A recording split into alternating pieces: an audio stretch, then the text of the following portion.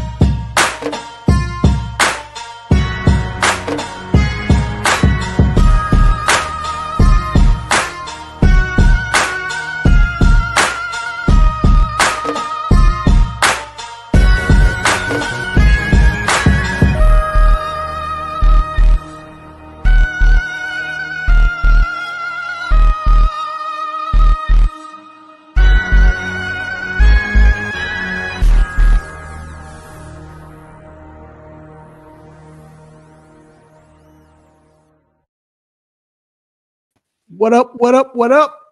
It's your man, Mr. Controversy. Did you miss me? We're back inside the 3 Point Conversion Sports Lounge. And I got my guy all the way to my right. Well, not all the way. He right there. If y'all looking. But my guy, Mace. What up, Mace? What's up, my brother? Happy Wednesday to you. Happy Wednesday to you. It's almost Christmas, dog. It's almost Christmas. You done Christmas shopping? I'm done, bro. Yeah. And you know what? It's funny you say that, man. I know we getting into the show. We're going to talk about that. But, we doing the segment, the Christmas gift, giving, I think it's like a 6th annual Christmas gift giving participation. But I'm not a Christmas guy, dog. Really? I'm not. And it's I ain't gonna lie, it's a lot of factors in that, man. I mean, my mom got sick right before she passed. She got sick right around Christmas.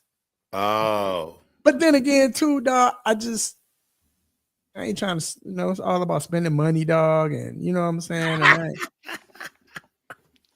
I ain't with that, dog. You know what I'm saying? So I'm a huge Christmas guy, and it's crazy. We were talking about this earlier today. It's funny you brought up, you talk about your mom. Our life experiences shape a lot of that stuff. mm-hmm. Whether if you're a Christmas guy, not if you're a birthday guy, not if you're a Valentine Day person or not. It's all our life experience and how Right. it shapes us to get to these points. So yeah. I mean, it's like I always laugh about everybody always like, you're always thoughtful enough to wish everybody a birthday. And like, I was like, well, honestly, I wasn't always that way, but I had a situation where one of my classmates wished him happy birthday on his birthday. And it's crazy. He inboxed me. He was like, dude, I don't think you understand. You wishing me happy birthday, what that meant. Dude, I was in such a dark place. And I was like, no, call me. And he called me, man, and like we talked like for about almost like 2 hours. And it's like, in that right there, it's just struck something in me of like, dude, any of my people, if I know it's your birthday, right, I'm going to tell you happy birthday, because we never know what people going through. Right. And it, like, as he was like, dude, he like, Maceo, you will not believe this, dude. You saved my life that day. I was just like, bruh. So I'm always, people like, you're gonna shout out somebody's birthday, like, bruh, yes, because we don't know if that might be the only thing that somebody got going that day. Right. Dude, it opened my mind up like something crazy, dude. So yeah, that's why I am the super birthday shout out guy. I'm gonna show you some love. If don't nobody show you no love, I'm gonna show you some love on your birthday. Yeah, man. You just, and then too, like, even on Christmas, it's not like I get sad on Christmas, dog. I'm a Grinch, dog. It just, because I was like 16, dog. Christmas just like, it's all about spending money, dog. They're trying to get our money. Hearing that, I mean, I understand. No, and for some people, I don't know if I got some partners who like just their childhood experiences with Christmas. They not with it. You know what I'm saying? So it's just so many factors, dog. So dog, I get it, dog. Yeah, dog. I get it. It's crazy. But I will say though, dog, that Christmas, it is this year has been where I enjoyed buying gifts for the family and all of that. Right. Weird, but either or, you know what I'm saying. But anyway, y'all, we got a great show. What up, Antoine? We got a great show for y'all, man. We are talking about so much stuff that's about to happen, that did happen. Hey, yes, sir. We salute you too, dog. It's one of those weeks if you into sports. I mean, it's so much going on, dog. So you can't help it. You know what I'm saying? To so much going on, man, coming up and what has happened. So just talk about the show, man. We definitely got to talk about this Kirk Cousins, man, getting benched, bro. We're gonna get into it because I have to give an apology. I'll give an apology. But we got to talk about that. Also, college football playoffs is here. It's very interesting. We can't wait because it's different. Yeah, people are saying it's the same thing. This is a different format. So you know, how will it affect everyone? You seeing people going like Tennessee got to play in the snow, and you got other teams playing in this snowing in Ohio State, at the Horseshoe. It's crazy. I can't wait. Like I said, it's crazy. Also, we got to talk NBA, man. This Mace. First of all, the NBA Cup was. I actually watched it this year. You know what I'm saying? Really paid attention. It was good. It was cool. It was pretty cool. It was cool. Like you said, it was pretty cool. But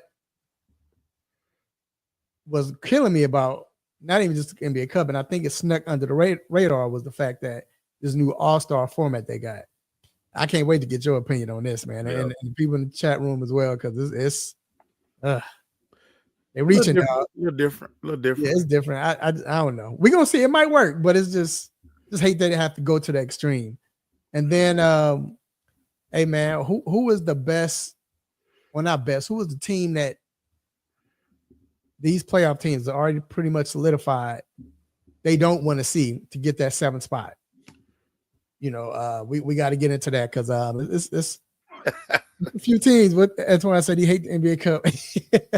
And then my favorite segment is giving these Christmas gifts. Antoine, you don't want to miss it. Whoever else is watching, y'all don't want to miss this, dog. We giving our Christmas gifts, and you might like it, dog, because the thing is coming from the heart. And the fact that we're coming from the heart, we're giving these gifts, and it's thoughtful. It's y'all gonna love it. So y'all call me a Grinch, or I said I was a Grinch, but after this segment, y'all gonna think otherwise. I hope. So then we got quick hits. Stop it. Hey, let your family and friends know they can listen to the show live. We're on a 3-point conversion Facebook page. Also, we're on a 3-point conversion YouTube channel as well. And hey man, it's time to get to these quick hits. Let's get it. So first off, your boy Mike Vick becomes the head coach of Norfolk State. Personally, Mace, reason why this is cool with me, this is so dope, not just the fact that he gets a job, but he was rumored to have, it was another job he was supposed to get. Sacramento State. Sacramento State. Mm. And and everybody was talking about, and it was some guys. This guy named Jacob called you out, but he was like, "Nah, there's no way he can coach. He's not a coach. He wouldn't be a good coach. He's not." I'm like, bro, how you say that? Well, he's not a good coach because think about it. I mean, as far as how it was in football and what he did, I mean, he got better his later years, but I'm like, bro, that has nothing to do with it. I'm like, if that's the case, because he wasn't a good quarterback, as you say, Sean Payton shouldn't be a good coach. You know what I'm saying? Peterson shouldn't have won a Super Bowl with the Eagles.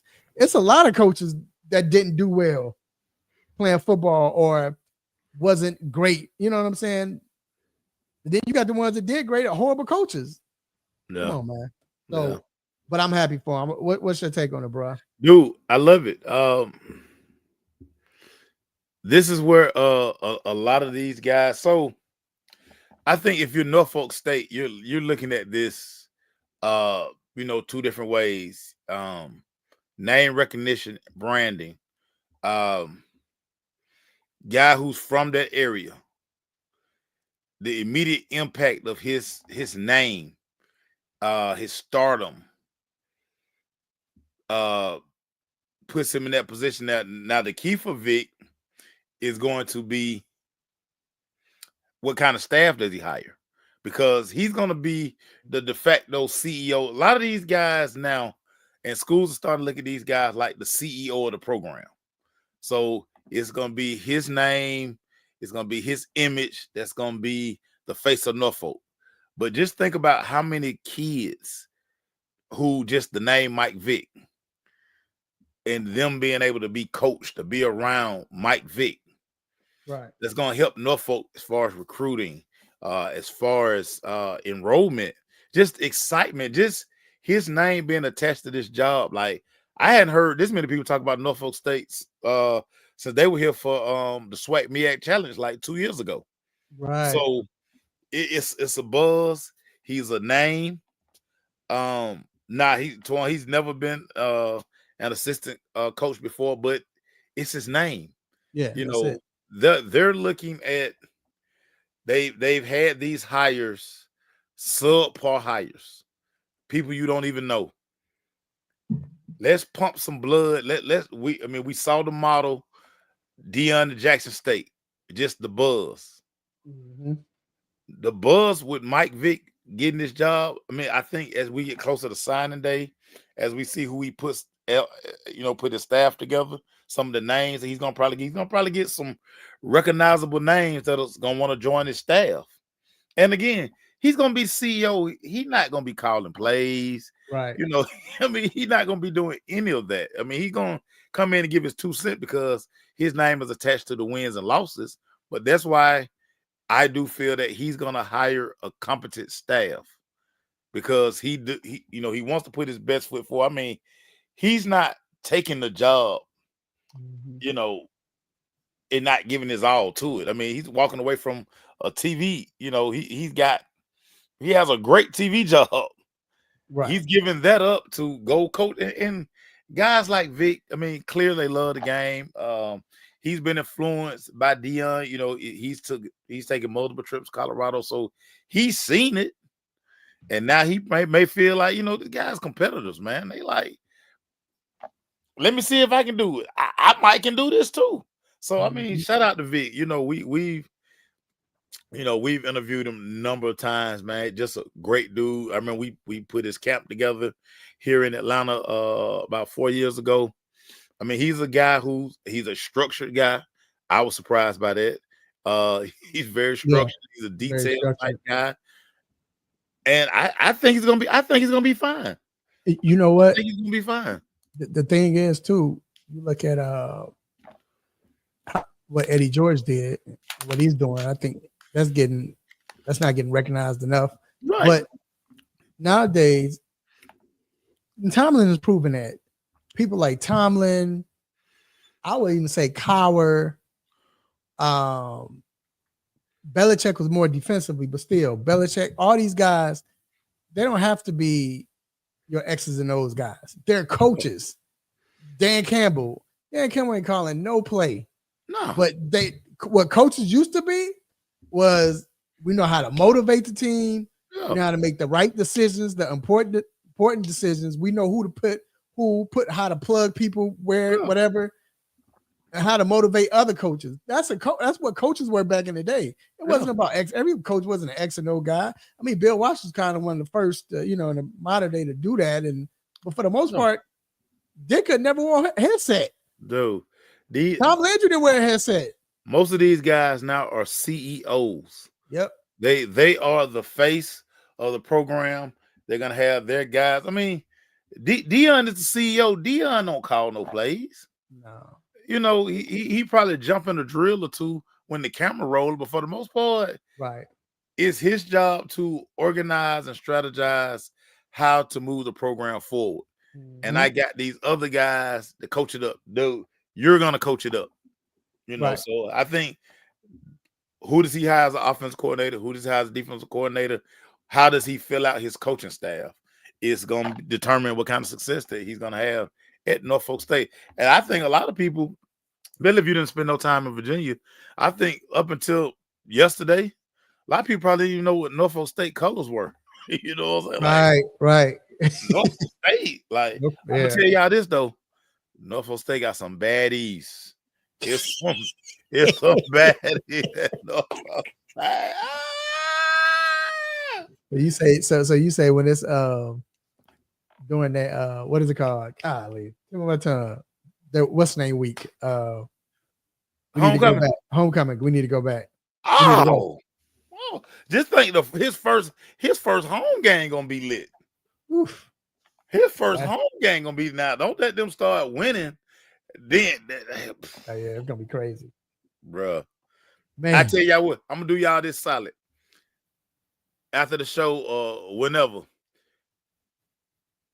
go to Instagram and type in Norfolk State homecoming or Norfolk State alumni majorettes. I'm gonna end mine. I'm going to end mine. All right, y'all, move it on. They Green Bay Packers. They had Green Bay Packer colors, Twan. The Green Bay Packer colors. Packers, all right. Listen to this, bro. A 40-year-old named Robert Cole Parmalee. Man, he pleaded guilty of stalking UConn's phenom Paige Becker. Yeah.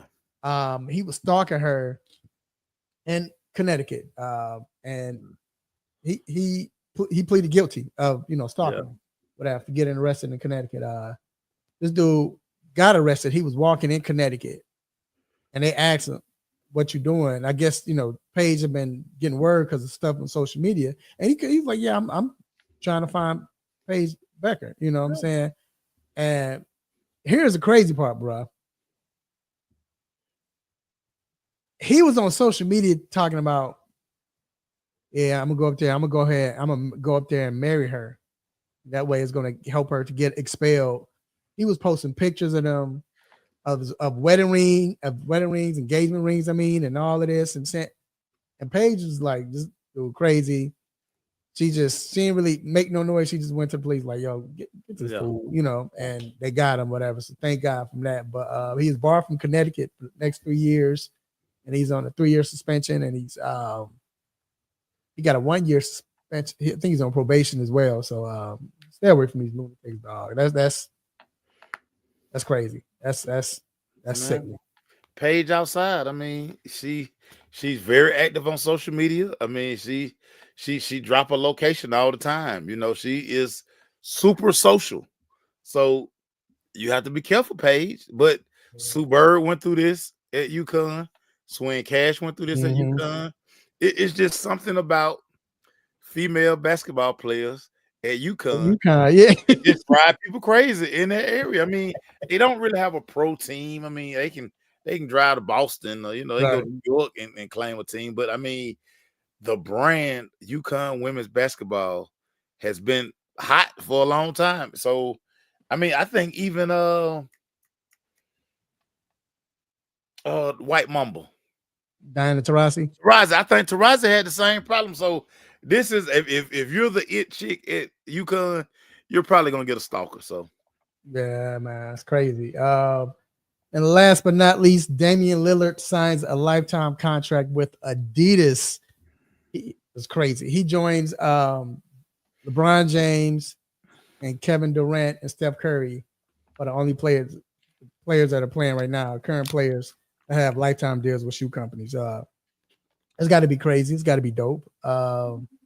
you need to get somebody to design him a better shoe. I mean, lifetime deal. What you gonna wear? You gonna wear shell toes the rest of your life? It ain't, yeah, because when I got some, I forgot which Dames I got. The first few pair was cool, but he ain't came out with nothing. Like Dame don't have. I don't even remember a shoe Dame had that I actually like. Now he need to kind of get on the Anthony Edwards wave. Whoever designed the Ant-Man shoe. Yeah, and maybe that's it because that was to me that's been the best Adidas shoe. Yeah, for the minute. It's so good that they ain't even tried to design another shoe. He like, right. Bro, run this in some more colors. I got to get the. I'm gonna try to get the brother's name. So I think it's a brother or whoever it is. The guy that represents him is the same one who represents KD and LeBron. Mm-hmm. Who got the lifetime. So this is something he's used to. So shout out to my guy. Cool for Dame. I mean, Yeah. I can dig it. I mean, like I say, I ain't gonna walk around with a pair of Dame Lillards, but I mean, hey, go off, Dame. Hey, I just need that lifetime deal, or just to get signed to Jordan. That's all. Jordan. If I get signed to that, I'm good. Just give me Nike. I mean, or Nike, whatever it is. Nike, Nike. Either or, I'm good. Lucky enough, man. Nephew got a Nike deal, and nephew, when I least suspect it, I get a box. So I mean, that's what's up. I'm good with that. He was here for the Celebration Bowl, and he just like, you got something crazy coming. Until it hit my door, Kobe. Whatever, man. Hey, man, one day we got to get Kobe on the show too, bro. Oh yeah. I think Kobe gonna be in New Orleans for the Super Bowl. Oh yeah, that's already bet. You already know that. So, but all right, man, that wraps up quick hits, y'all. And it is time to get to the hot topic, which is Kirk Cousins was dropped. Well, he probably knew it, but we would drop the bomb because I won't lie, I didn't see it coming. I thought maybe it should have, but I didn't think they was going to pull it. He got benched. Raheem came out and said, first of all, in the meeting that earlier that day, Raheem was like, he's non-committal to anyone, but as of right now, Kirk Cousins is the quarterback. That should have let us know then. But I thought he was just, whatever. And then it came. I was asleep too, man. I woke up and saw that. Shout out to my guys that handles 3-point conversions, social media pages. They put it out, but Kirk Cousins got benched for Michael Penix Jr. And again, Mace, I'm shocked. I didn't remember. I kept saying they're not about to bench him, man. Not doing a playoff run. Then they won. That's how horrible he looked. But I just didn't think they would do that. But you know what's smart about this though? And I'll let you have the floor. The genius part of this is the fact that they did it. I mean, all of their opponents suck coming up, but they did it going up against the Giants right now. Yeah. Giants probably trying to tank. They trying to get your boy Shador or Cam, one of them. They trying to get. Yeah, so they're gonna get one of them. Yeah, they're gonna get one of them. So I thought they would. What's up, Jarius? Obviously got to use that left spin. Fans about to get what they want to see. Yeah. And I thought that was smart to do that with the Giants, though. You know what I'm saying? You'll have a good chance to win. He is not playing against a team that's fighting for the playoffs. Like I said, they probably don't want to win. So yeah, they're not great defensively, so why not? You at home, you know what I'm saying? So yeah. But hey, like I said, I was shocked. I ain't gonna lie. And I'm apologizing to everyone because I kept telling folks they're not benching Kirk. They're not gonna bench Kirk. Because like you said, they got him for 2 years, he's guaranteed. But you know what else? You know what I ain't think about? Raheem, even I don't think Raheem gonna lose his job, but Raheem and Terry, they still got to worry about their jobs as well. Oh yeah. And Yeah. we're not about to let this dude ruin my Dude, job. I think the biggest point that a lot of people are missing. Everybody's excited that the change happened. The change had to happen. And one of the things I kept saying, the only way Penix is gonna play is Kirk Cousins is hurt. Kirk Cousins definitely hurt. Kirk Cousins has been hurt for at least a month now. Right. I mean, you can tell. He grimaces when he throws the ball. He can't move. I mean, he's back to, remember the first game of the season, they had to use pistol because, I mean, he just couldn't move. So that's the most comfortable that he was going to be. The part of this that people are not understanding, Middlebrook kind of brought it up. Now the ball, left hand to right hand, it's going to be a different spin, just different trajectory, all of those things. Now, your worst tackle, which is Caleb McGarity, he becomes Michael Penix's backside blocker because Penix is left-handed. Yeah. You can't put Matthews over there because Matthews is a natural left tackle. Right. So just watch for how teams are going to really rough McGarity up these next few weeks. Now, I think the biggest problem with the Falcons during this stretch has been the play calling, along with Kirk Cousins. Just again, Kirk Cousins not healthy. Like, you can't tell me that he's not healthy. And I think the move was made more that way because, like, you're looking at now, he can't move like at all. He can't throw. Something's wrong with his shoulder. Something's wrong with his elbow. Something is wrong. Yeah. But in Penix, now you have got me. My question is, what changes in offense? Okay, you probably have a little bit more mobile guy on the center, but what has OC Robinson, what has Zach Robinson showed you offensively that's gonna make you think like, okay, we insert Penix and now the offense we're gonna average 40 points a game?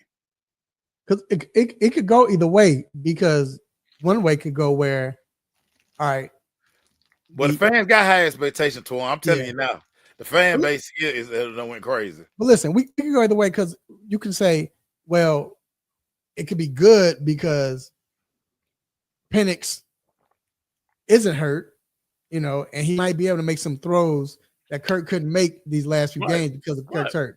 But then it could go the other way because Penix is a rookie, so you got to dump down the offense and make sure that So we don't know. Hold on, you got to dumb down the already dumb offense. Right. So, and right now, to me, this is the thing. Anyway, this is what I say right now. If your defense is playing well, the key is this is when you lean on that two-back system, because already your boy is he's balling. Number 7, Robinson. Bijan is balling. Then you got one. And you got Algier, you got Tyler. Also, lean on that running game. Then that create play action pass. That create, to me, the team that you have with this play action, you have. I mean, I'm no OC, but still, you have with this play action is going to work because you not only have a great possession receiver. Well, I ain't gonna say great, but a good. I'm saying a good. You have your wide receiver group is outstanding. What you call a possession receiver, he's the standard of that as far as his build, the way he runs his routes. Then you have a burner with Mooney, who's been playing well. Yeah. And maybe this might help Kyle Pitts with the play action. So at this point, use it. Rav, you know this. You're there every Sunday. After that showing in Las Vegas, you had to do something to spark your fan. Listen, if you roll Kirk Cousins out there truly another week, the dome was going to be empty Sunday. Right. The dome was going to be empty Sunday. Here we go again with this thing where it's almost like when Blank finally realized that I cannot bring Arthur Smith back for another season. Now, my fan base, like, ain't nobody gonna buy season ticket. Ain't nobody renewing season tickets. So Right. you do give your fans a spark. You give them something to look forward to by playing Penix on Sunday. But I mean, like I say, this thing could go either way. Yeah, it can. I'll say this though.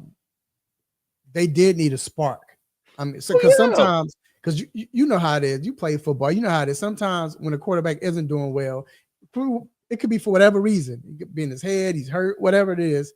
Sometimes you need a breath of fresh air to come in, a new cadence or something, just to get that team going. And I mean, I'm rooting for him.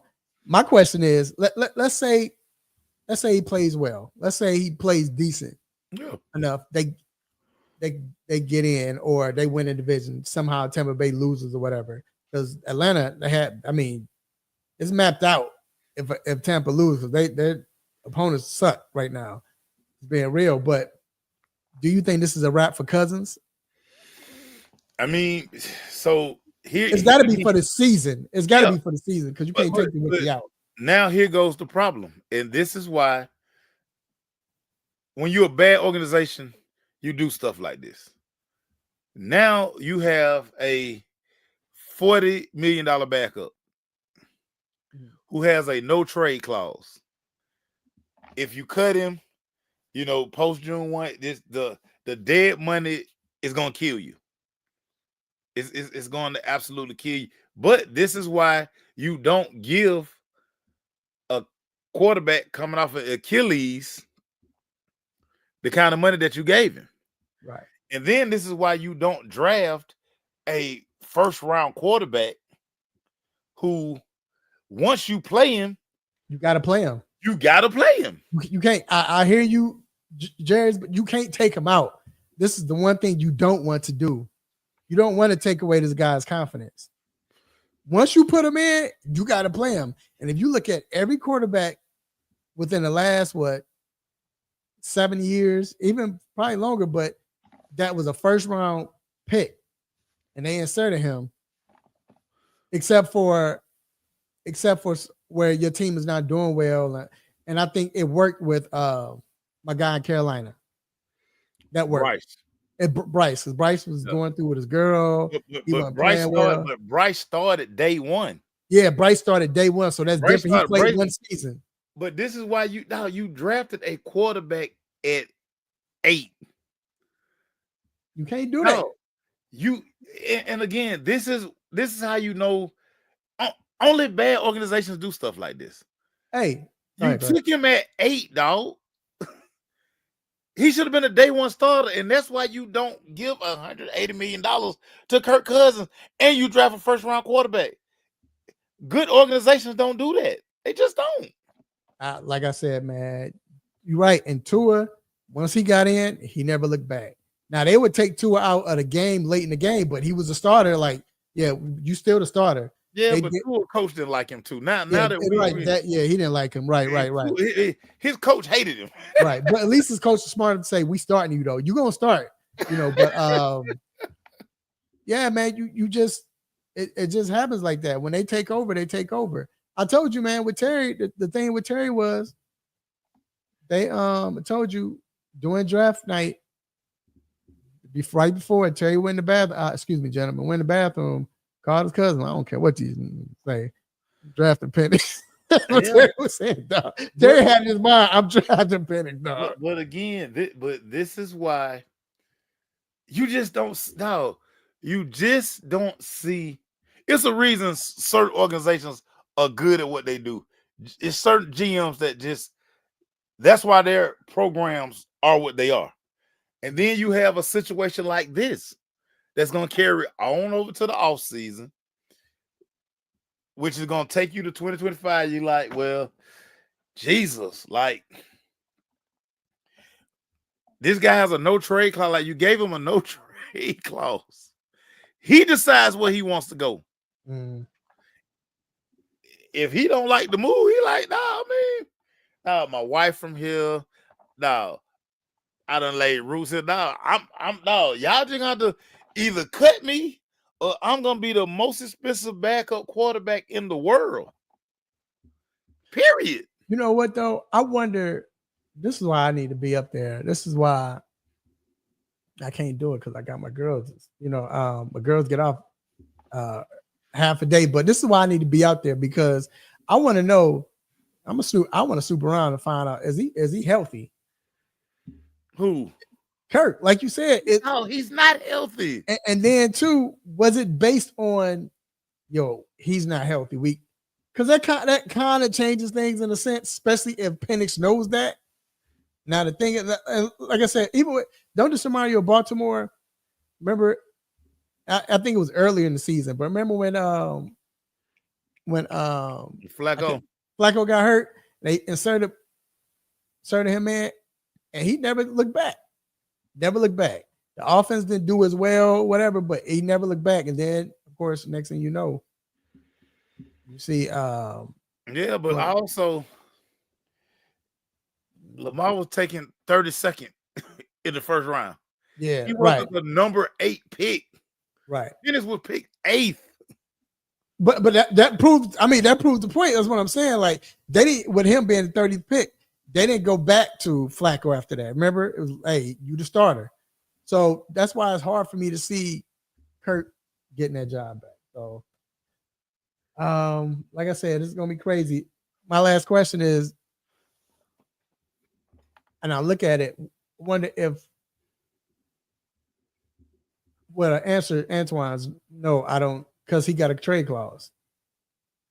Yeah, he got no. And listen, Twan, they may have to do it. Like they may have to pay a lot of his contract to get somebody to take him. But then but Kirk Cousin has to agree to the trade. If Kirk Cousin be like, "Nah, I ain't going that dog." Like if I'm Kirk Cousin, I'm giving him a list. These are teams I'm going to. Right. And Jerry, you can't give me them teams, bro. I'm gonna sit right here. Jerry, you're right. And that was what I was getting to, because if he does have a bad game, yeah, it's going to be mayhem. Like, bro, did you do it too soon or what? But look, I was leading to my next thing was, how does Penix fare? How do you think he does? Now, I'm going to tell you, in practice and playing the game is different. But in practice, you saw moments where it's like he looked good. Then you saw where he struggled, which this is a training camp. He's a rookie. Yeah. But when he got to when they was doing the goal line sets, the red zone sets, he was like 80%. Yeah. Great. You know what I'm saying? But with now, I don't know, man. But like I said, if they do it right and they mess around, run the ball, play action, run the ball. There's no film on them. Run the ball. You can get away with the first 2 games, maybe even 3. You know what I'm saying? So, how you think he fares, Mace? What you think? Again, I'm worried about Caleb McGarry being his blind side. I'm just telling you now. The Giants gonna blitz like a mug. They gonna find out how mobile Michael Penix is early. Zach Robinson's play calling is gonna have to be the calming point. Yeah. Like he's gonna have to craft and dial up an offense to where it's truly Penix friendly. Like again, I'm sitting here, I'm asking Penix, big dog, what do you like to run? Right. What are the things you like to do? What are you most comfortable with? So let's start building the script on the stuff you like to do. Dog, the Bijan and the Algier gonna be his best friend on dog. I would limit Penix throws to 20. He wouldn't throw the ball more than 20 times on Sunday. So basically, what you're saying is, OC needs to go ahead and swallow his pride and do like your boy did in Washington. What you like to run, Jaden? What makes you comfortable? Let's move from there, bruh. You have to do that, yeah. And that's the same, Middlebrook. The good thing about it is Penix can move. Well, Kirk Cousins just couldn't move. Mm-hmm. So even if say we probably can do like a lot of RPO type stuff now. So now I can run that long stretch where I can fake the zone and I can pull it now. Kirk Cousins, I mean, he couldn't pull the ball. No. So now I can get Penix on the move. Now I can go boots. I can run waggle action. Now I might can get Pitts involved because now I got somebody who can get on the edge. Yeah. Well, I can get Pitts the ball, Pitts block down, slide right down and slide it. Yep, and it's because I can sprint out. Kirk Cousins, you always knew what Kirk Cousins was gonna be. He was gonna be in between them two tackles. He wasn't going nowhere. No. So maybe Zach Robinson. I mean, maybe Zach Robinson surprised us on Sunday. Maybe he needed this. Maybe it was like, yo, I'm stuck because I can't do what I want to do. We'll see, man. All right, bro. So let's move on, man. College football is we got the playoffs going, but before we get to the playoffs, bro, you know how we do, man. It's time for that nosy neighbor watch, dog. And Mace, I'm gonna let you go first, bro. What's your nosy neighbor? Dude, I'm in Columbus, but I'm in Columbus, and the way I'm in Columbus, I'm the weatherman. I'm at the news station. I'm on that Doppler radar. I'm looking at the conditions in Columbus and in South Bend, Indiana. I'm looking at even at whatchamacallit too, Death Valley in Penn State. Dog, I'm talking about I am the weatherman this weekend. I'm hanging out with the weatherman because I'm trying to decide how these bets gonna go. So I need to see what these weather conditions are gonna be like. And these games are late games. These are prime time games. So it's gonna be cold, dog. It's gonna be cold. Which team is ready to handle these elements, dog? Hey, you already know. You know our boys. They better do the whiteout, dog. They got to do the whiteout. Penn State. They should. With the snow. With the snow. Yeah, they should. They should. Well, the Penn State game is at high noon. Penn State game is at high noon. So weather might not be a factor, but I mean. SMU, I mean, those some Dallas boys. I mean, half their team from Miami, so you get Miami dudes in 50 degrees. They cold. The crazy thing, yeah. You're right. Yeah. So, my nosy neighbor watch, dog. I'm going out to Texas, bro. And when I say I'm being nosy, dog, I'm gonna tell you why I'm being nosy, man. And I ain't gonna lie, I'm peeking, dog. I'm kind of, like you said, looking up the blinds. The blinds be towed up, like you were saying. Yeah, man. I'm looking at that. Them project blinds. Yeah, because the reason why I say that is because Texas, I told you, I don't think they're that good. Yeah, we really hadn't seen them play anybody but Georgia. Yeah, and they lost twice. Yeah. So if that's the case, let me see. I don't know. We're gonna see something, bro. Because think about it. You Clemson, maybe they shouldn't have made it, but one thing we know about Dabo gonna have his guys ready. They're gonna be ready. He's used to this. They're gonna be ready. I don't know, bro. I just think that's gonna be the upset. I just don't think Texas is good as you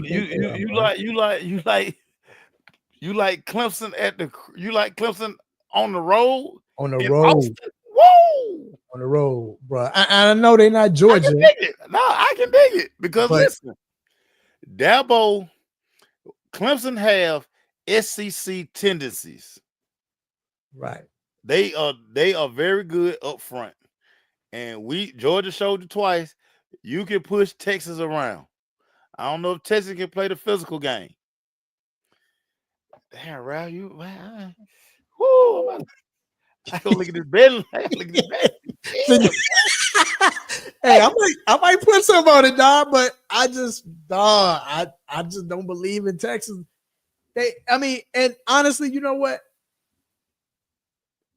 I say I don't believe in it, but maybe I shouldn't be so harsh. But I mean, because they played their schedule. I just don't think. Oh no, dog. We don't know. We don't know, bro. That's why they play the game. Exactly. And I just feel like, yes, in Texas, but dog, and the boys might be different. But like I said, we talked about Dabo done played in bigger stages, and like Dabo love this right now. Yeah, man. He hadn't been. Look, Dabo hadn't been here in a long time. Yeah, man. To be honest, when was the last time Dabo done made the playoffs? Trevor Lawrence. Right. So it's been a minute. Yeah, man. Trevor Lawrence got his second contract. So yeah. Right. So it's been a minute. So, bruh, I gotta revisit that game, dog. Man, you know. Hey, we're gonna be texting or whatever, dog. You know, you gonna put something on my brain now. Golly. Yeah, dog. I might have to do something too, dog. Like, I'm gonna hit you up because you know how the betting sites do and all that. But yeah, dog. I just don't, man. So what's besides that, or if that's it for you, what's the most intriguing game for you, dude? Again, going back to that Indiana Notre Dame game, Indiana got to fight for their life because everybody, man, they ain't supposed to be there. They ain't played nobody. I mean, do we really think Notre Dame is that good? Right. Marcus Freeman just got a new deal. So he ain't got to worry about his job for a couple of years now. I thought they were gonna fire Marcus Freeman after 1 year, but he don't weather the storm. Yeah, is his quarterback that he stole from Duke. I mean, is he ready for these lights? Right. You look at this Indiana team that's really James Madison last year that just everybody transferred. I call them the James Madison Hoosiers or the James Madison Hoosiers. Really ready to go in the South Bend and pull an upset to shut all the U's up because all the U's say they don't belong. Like, man, they the one team that don't belong. Like, I mean, hey, I am so intrigued by that Notre Dame Indiana game, dog. I am super intrigued. I'm so intrigued that, like I said, dog, like I'm not doing nothing. I'm not doing nothing Friday. But kicking my feet up and watching that game, dog. Don't nobody ask me to do nothing Friday. Hey, I messed up. I told my daughters, I hope that. I was like, yo, we gonna watch movies. I forgot the game was coming on. I ain't doing nothing Friday. Not Friday. Yeah, I gotta watch that. I just grill and they eat. Once I grill some food, once they start eating, they forget all about me watching TV. You hope they forget about it. The one thing about them girls. Girl gonna hold your feet to the fire, dog. Yeah, you ain't lying. The game for me, for some reason, I don't know why, besides the Clemson game, it's the SMU Penn State, dog. I mean, because it's James Franklin. I was just about to say he can win. Let's be real. James Franklin, his problem was James. No, we're gonna get to that, Middlebrooks, but James Franklin, because he hadn't been able to beat Ohio State, he's never gotten to the playoffs and never got to that big game. Yeah. So it's a first for him besides Ohio State. So I'm like you said, nobody think he can win. So I don't trust him. Yeah, right. I feel you. That's what I'm saying. It's just, so it's like, is he going with the bed? Is it? I think most people think they should blow SMU out, but here's the thing: if they blow out SMU, then I know it's SMU, but then we know, oh man, that was just because he just can't beat Ohio State. You know what I'm saying? That's his problem. Because the way they play Oregon, dog, I was impressed. Yeah, well, they got physical. I was impressed, right? But Ohio State never get like that. Yeah, they got physical. But Middlebrooks going to that Tennessee Ohio State game. That's a great game too, bro. I just felt like because it's in the snow, I just think Tennessee is. I don't think they're gonna have a chance now. That's a night game too. Yeah, I don't like Tennessee offense. They not. I just Go don't ahead. like Tennessee offense. Right. And I don't like their offense because Nico hadn't been as good as advertised. Everything their offense is they line up way outside wide and they run these vertical routes. They should run the ball more. Ohio State got too many athletes. The question for Ohio State after the disappointment, Michigan transfer portal, what kind of medal does this team have? Like a lot of people, if like you read a lot of Buckeye group chats or group boards and all this stuff, like they really down on Ryan Day. And Ryan Day really need to win this game. Ryan Day really needs to win this game. It's a playoff game. They're at home. You know, they spent all this money NIL wise, and people are like, hey man, we spent $20 million on this roster. Now we need ROI, buddy. We need return on our investment, big dog. You know, the reason why I think this is gonna be nice, and the reason why I like this is because, in a sense, even though you probably say, "Oh, this team," I think this round is it's a few games that are interesting, but I think it kind of puts you in the frame of mind of the Final Four, because you got teams playing each other that wouldn't normally play each other. Like when the last time we saw Tennessee play Texas? You know what I'm saying? The only game that looked familiar, and I've seen them play each other before, is Indiana Notre Dame. Yeah, we've seen it more, but Ohio State, Tennessee, that don't sound right. In Ohio State, like a bowl game. It's not like a bowl game. Yeah, it's like a bowl game. Like, you know what I'm saying? But it's this time is meaningful though. Like them bowl games. Right.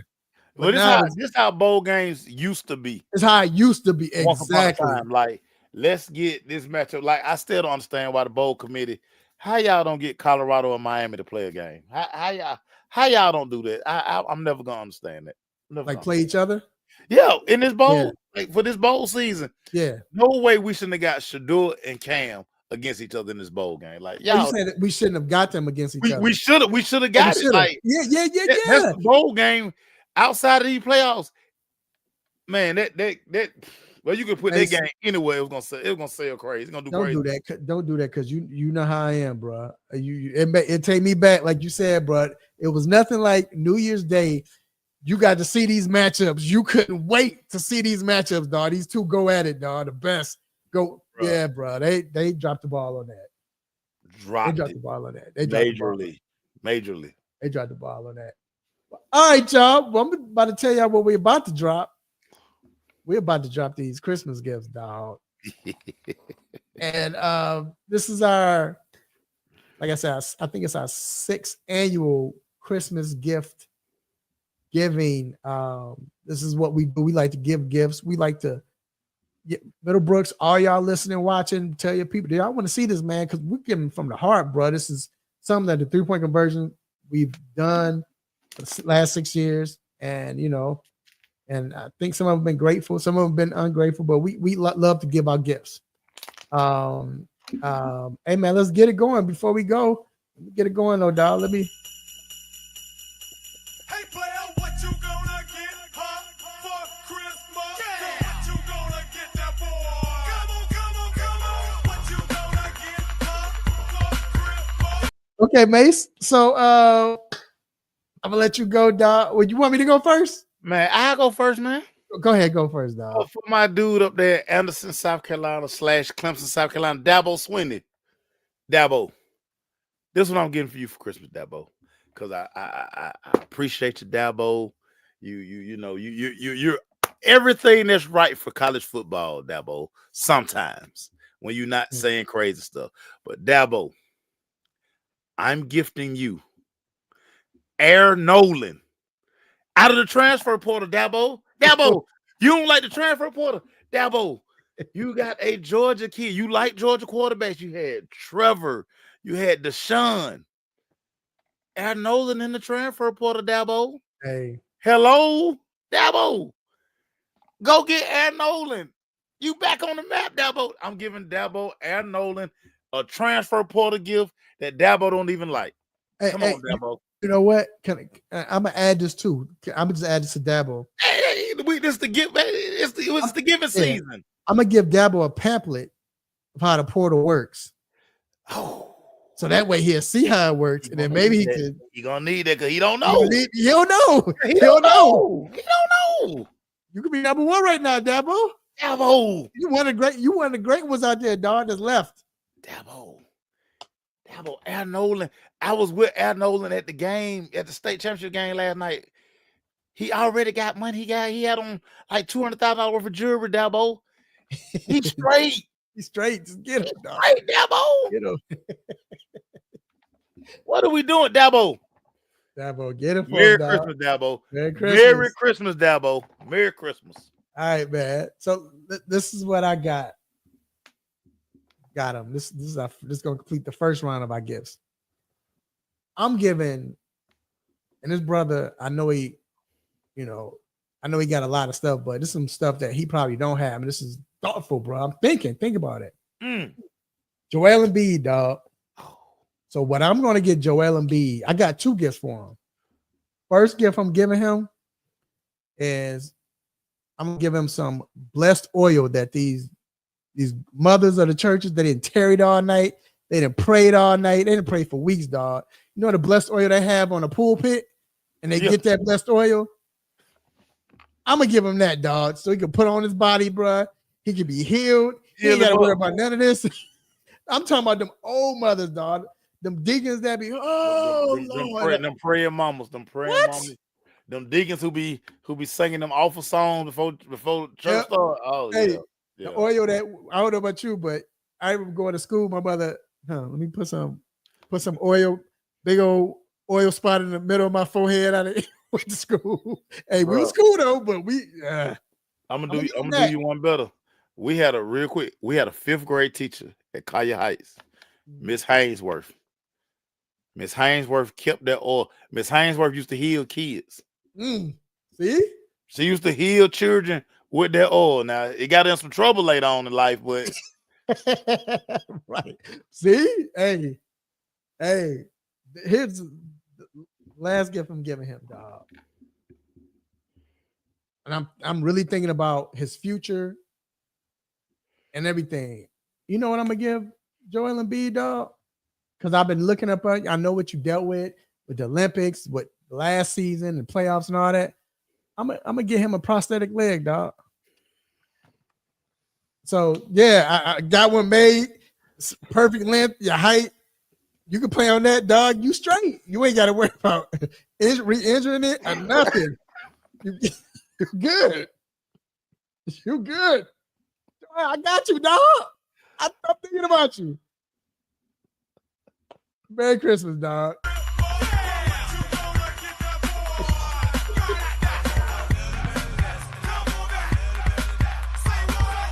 Okay. All right. Go ahead, man. What's your next gift? Oh, you want? I'll go first. Go ahead. This time, so this one I go first, second. Then next one you go first again. Lastly. So I'm getting a gift I got some gifts for Daniel Jones. So, because Daniel Jones, you've been going through a lot, bro. I don't know if you heard, whatever, but you've been going through a lot.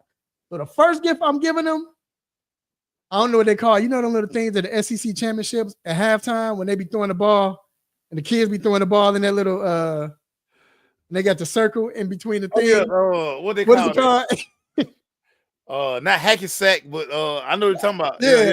I'm gonna give him that to work on his accuracy, dog. You know what I'm saying? This way he can work on his accuracy at the house and get his stuff right. You know what I'm saying? Even before training camp, dog. Just at the house, he can take it anywhere he want. When he traveling with the family on vacation, he can take that, put it in the trunk, throw the ball in there. He good. Then you're gonna love this. I'm gonna give Daniel Jones. I got connections, right? I'm gonna use my connections, bro, and I'm gonna get him set up a meeting with Matt Jones, who used to play for Arkansas. And Matt Jones gonna holler at him. Learn how to play receiver. Play receiver, dog. And I'm gonna bring the videos where you saw Matt Jones was balling in Arkansas. Yeah, athlete. Then he went to the tight end and played tight end and with Jacksonville. He an athlete. He's an athlete. The athlete, dog. That'll help his career out. They ain't gonna be on the bench. What you waiting on, Daniel? Hey, Matt Jones is that boy though, dog. In Arkansas, what? Matt Jones was nice.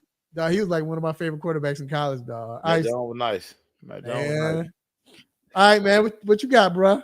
So I've been feeling down for this guy, because just a lot has been going on. These guys were kind of known as a trio, and now he's kind of falling by the wayside. We hadn't seen him in a long time.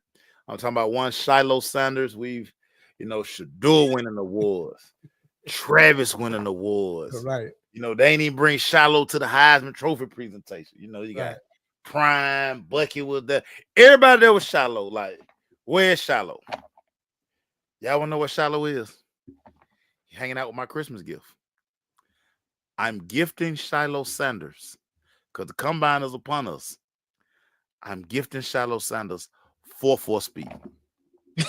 I'm giving Shiloh 4.4 speed that he can break out in February at the combine. Right. And now he may get drafted because Shador gonna hear his name early. Travis gonna hear his name early. Shiloh gonna be around there, washing the car, doing laundry. He might not even be at the draft because he like, man, here got my name. Now I'm giving him 4.4 speed. He's gonna hear his name at the draft. Woo. Shiloh, Merry Christmas from your boy. Merry Christmas, dog. Merry Christmas, Shiloh. 4.4 speed, Shiloh. Woo. What you know about it, Shiloh? Because right now you probably like a 4.7, Shiloh. Yeah, he's slow, dog. 4.4 speed. Hey, and one thing about Shiloh, his instincts are good, dog. It's just it's reaction time. Yeah. In his mind, he gonna get there. But if he can't get there in college, he definitely ain't gonna get there on Sunday.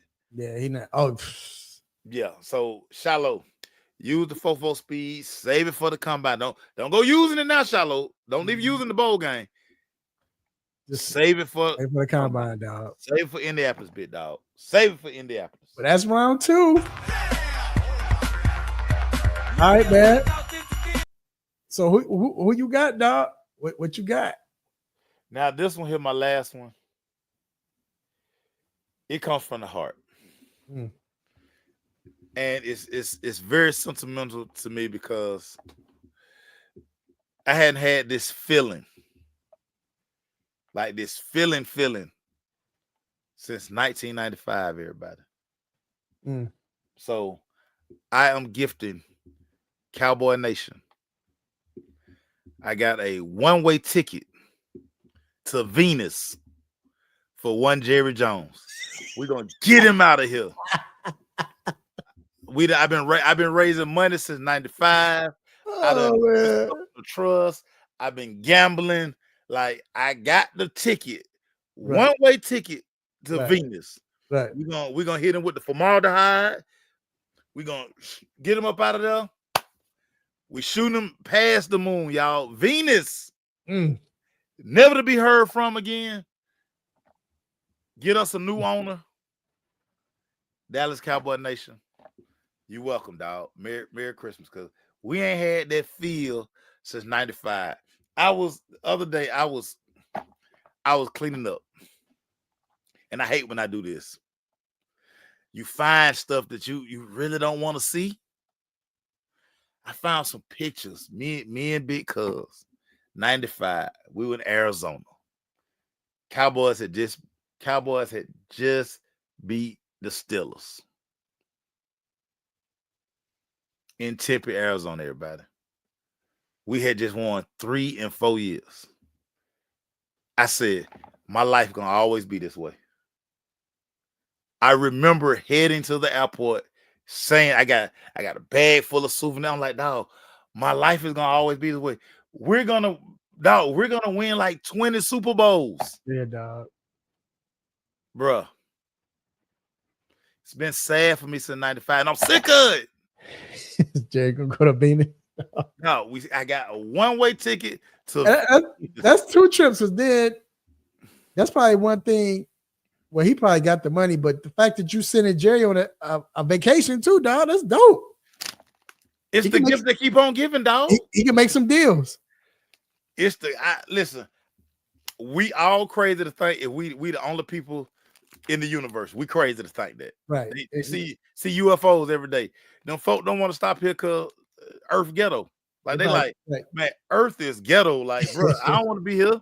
Hey, they probably got all the oil up there and everything. Oh, they got a Jerry's World up there.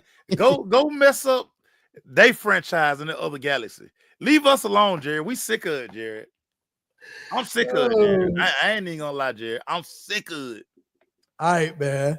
So my last person I'm gonna give some gifts to. I got 2 gifts for him as well. Is Shannon Sharp. You know, man, been watching you. Left Fox Sports and went to ESPN, 4-letter network. You went with oh my God, Stephen A. and everything, doing your thing, man. You know, a lot of stuff. They try to put you in a lot of stuff, whatever. But this is what I'm gonna do for him, though. Just with everything you've gone through, I'm gonna give him a lifetime supply of Blue Chews. That way the video could probably last, could have been, 45 minutes, you know what I'm saying? Or, I know he said he like to get in and get out, but I'm just saying, lifetime supply of Blue Chews, dog. You good? You at the 8? Okay, bro, go all for it. Michelle, whoever, But what I'm also going to do, because this is what I'm looking for, because it's a lot of talk. People like, who is Michelle? Who is this and that? You ain't messing with, you mess with them and all that. No. So I'm going to also send him on a paid vacation, all expenses covered, to Essence Festival, where it's going to be sisters his age. And they're going to be all on him. He choose from them, dog. This way, think about this gift. This way, you got sisters your age. Then you ain't got to worry about sisters talking about you. You a sellout. You this, he like. Oh, you good. Then you already got the Blue Chews with you. Look, we know how it is at Essence Festival. Hey, I'm just saying. Those my gifts, dog. So, somebody tell me to stop it, but no, man. But anyway, hey, and that's that. Hey, player, what you gonna get for? Base. I'm gonna say this, dog. We gonna move out to the stop it segment, but I like the fact that you I like your gifts, bro. Hey, man.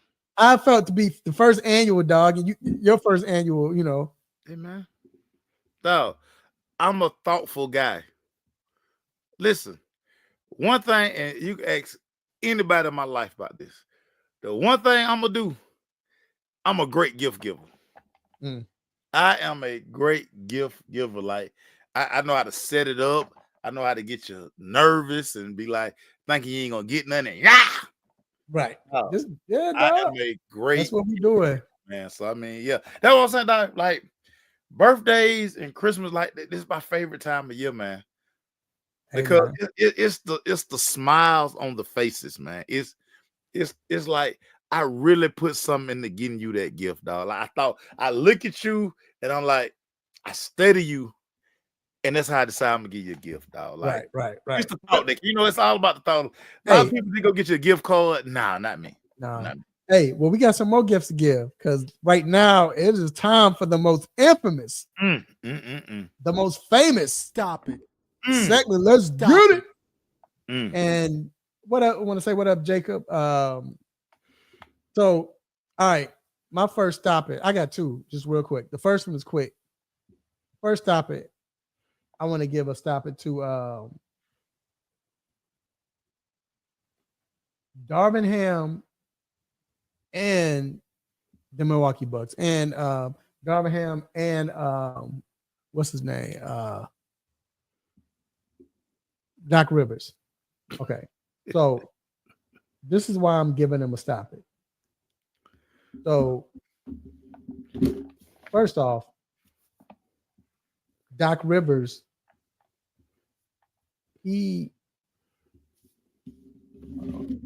Doc Rivers came out. Matter of fact, look, I'm gonna say that for that. But no, I'm gonna say do that first.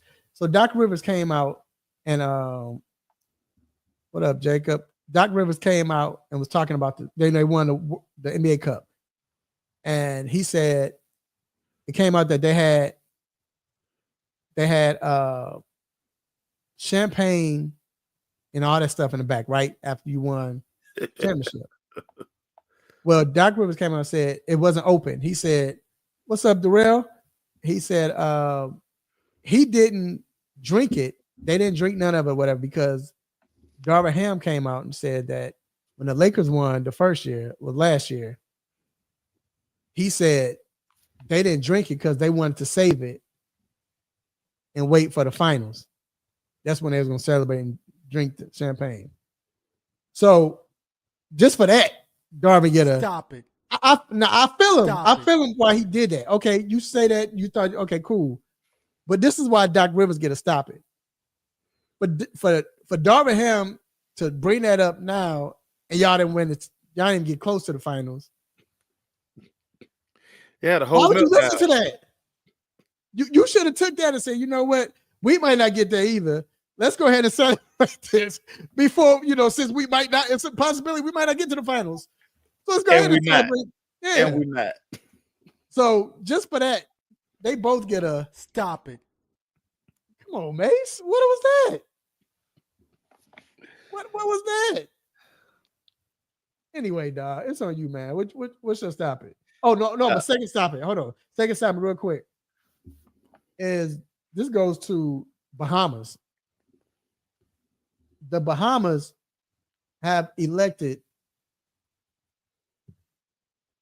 Herschel Walker as their ambassador. Yeah. They're getting multiple. For this Stop one. it.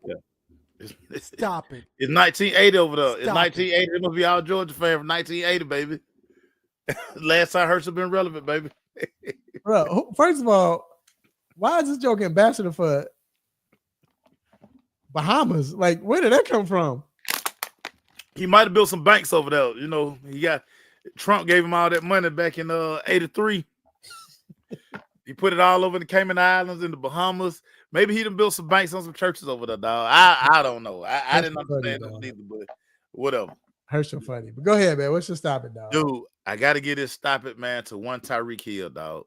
Tyreek Hill, you are ruining fantasy football leagues all over the world. Like, you have been cut from multiple fantasy leagues. I don't know if it's you had so many babies this year. I don't know what it is, Tyreek Hill. Right. Tua don't even look your way no more. Like, I don't know. Now you see coach, it's time for me to go. Man, give Tyreek Hill the biggest stop it in the world. Tyreek Hill. Stop it. What happened, dog? Stop it.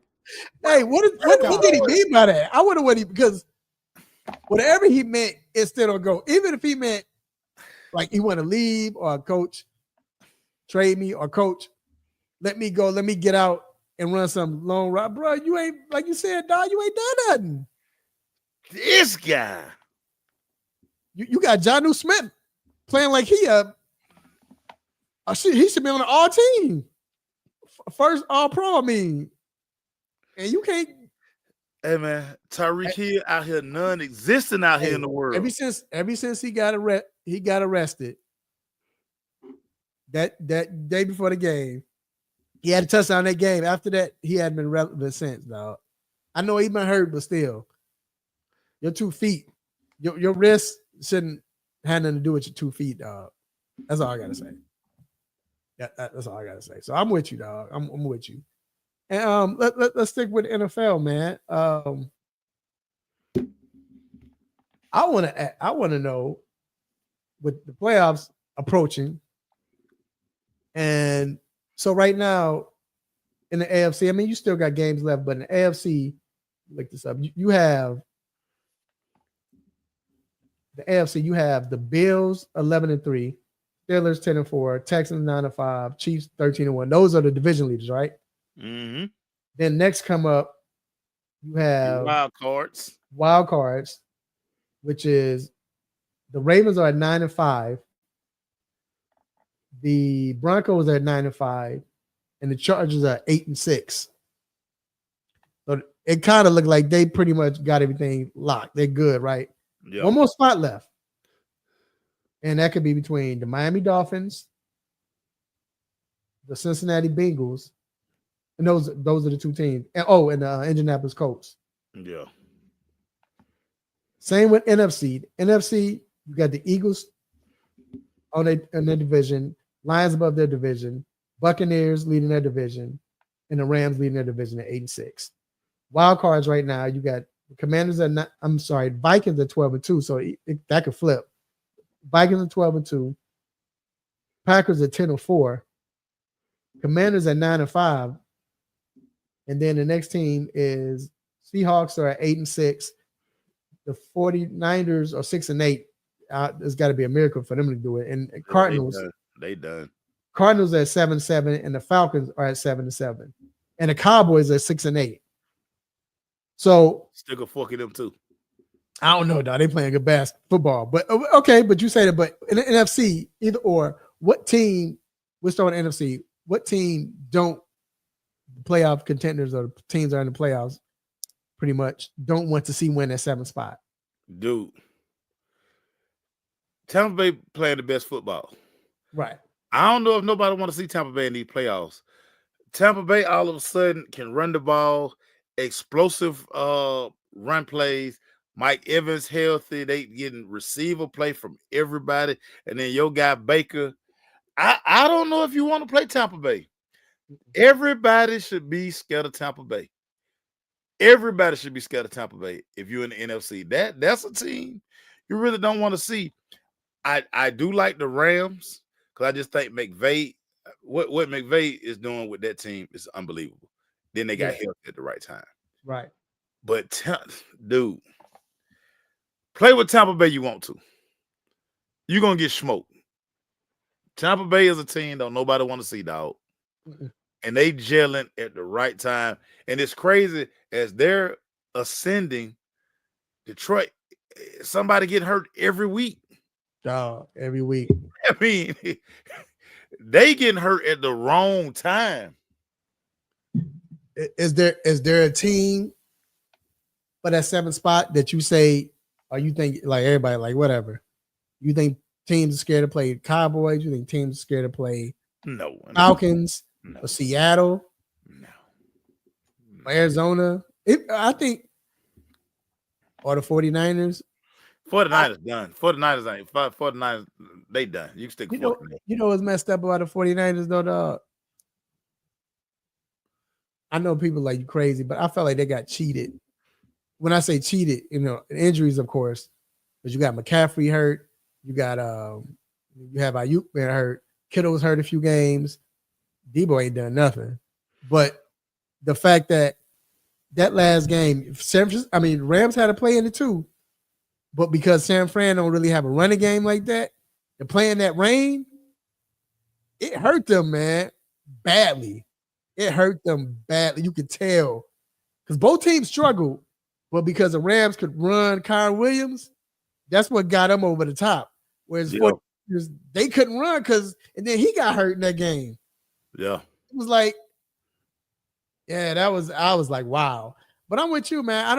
I think if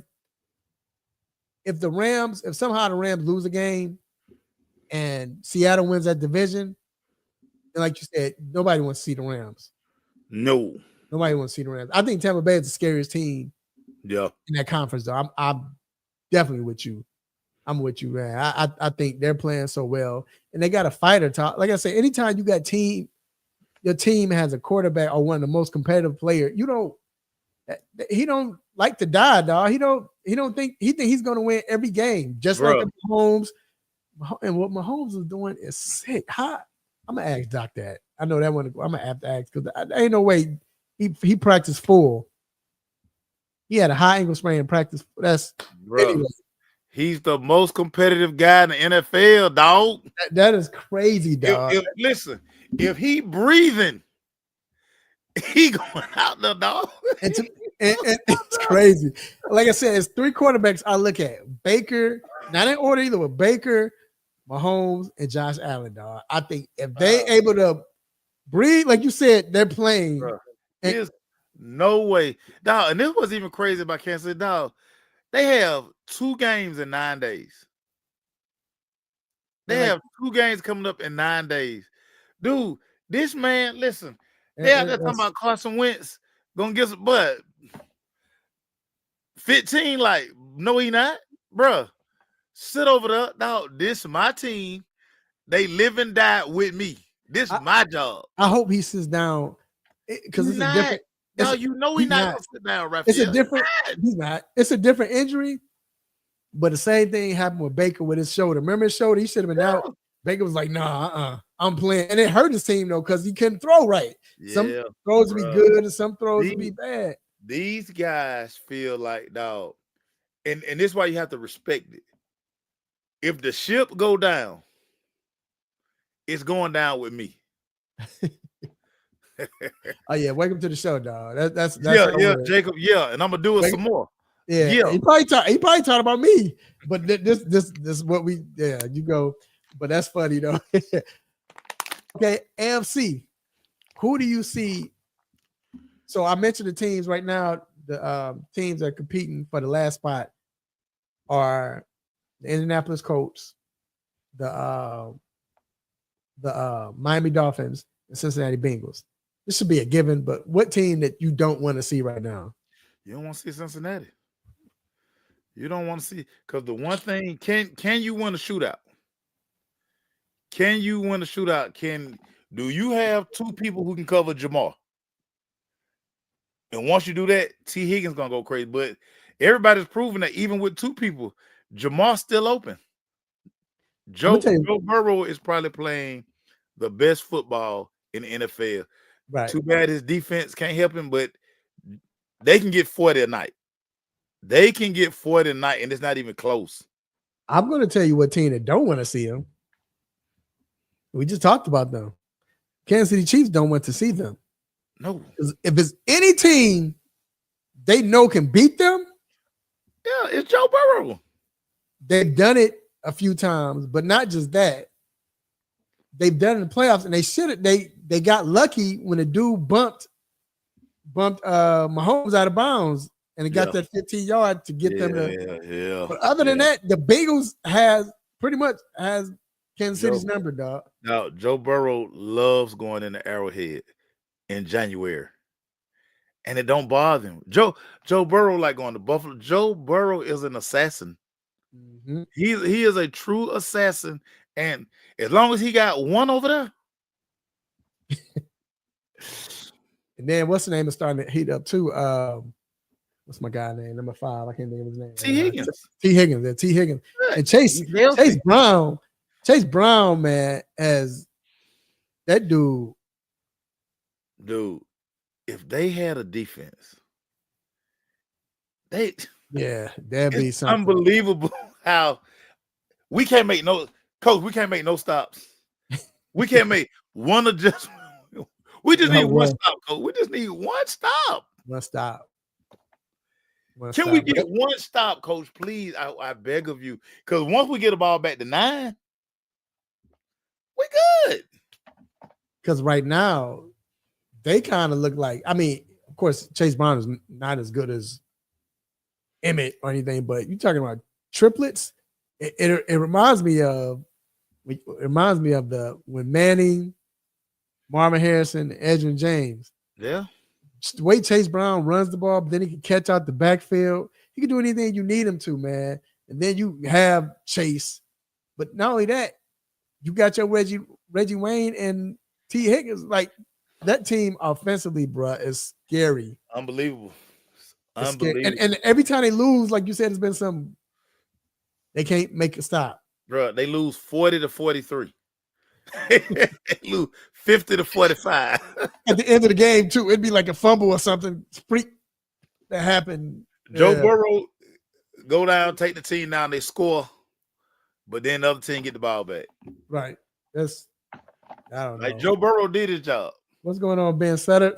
Yeah, man. He did his job. And here come this stinking defense that can't stop nobody. Can't stop Horrible. nobody.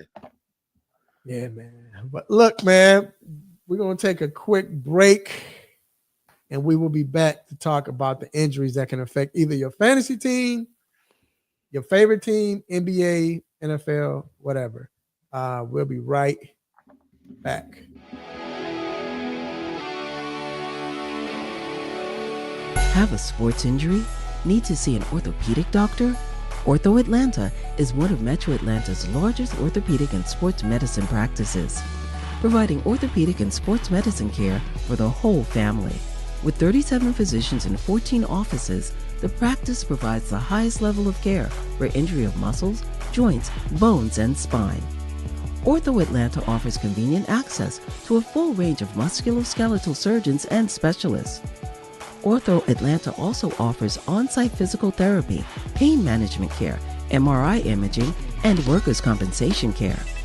The Ortho Atlanta surgery centers in Austell and Fayetteville provide cost-effective, same-day surgical procedures in an accredited outpatient center. Hip, knee, shoulder, back pain? Ortho Atlanta has you covered with specialists in all areas.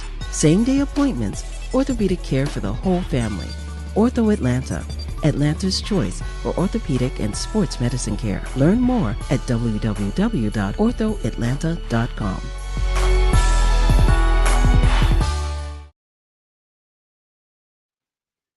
All right, we are back inside the 3-Point Conversion Sports Lounge, and that's what Jacob said. Yeah. Yep. Brady Quinn. Good old Brady Quinn.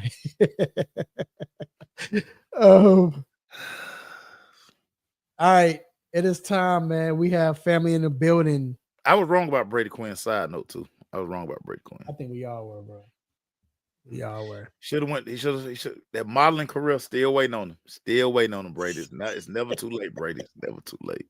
Never too late. All right, man. We got time to bring on family. We got our cousin, orthopedic for Ortho Atlanta, the only one, the one and only, Dr. Donnie Fowler the third. What's going on, Doc? That's him. What's up, fellas? How we doing? That's him. We good, Doc. Good. Doc, we look. We got to start out, man. We got our questions for you, but we both have to ask this question.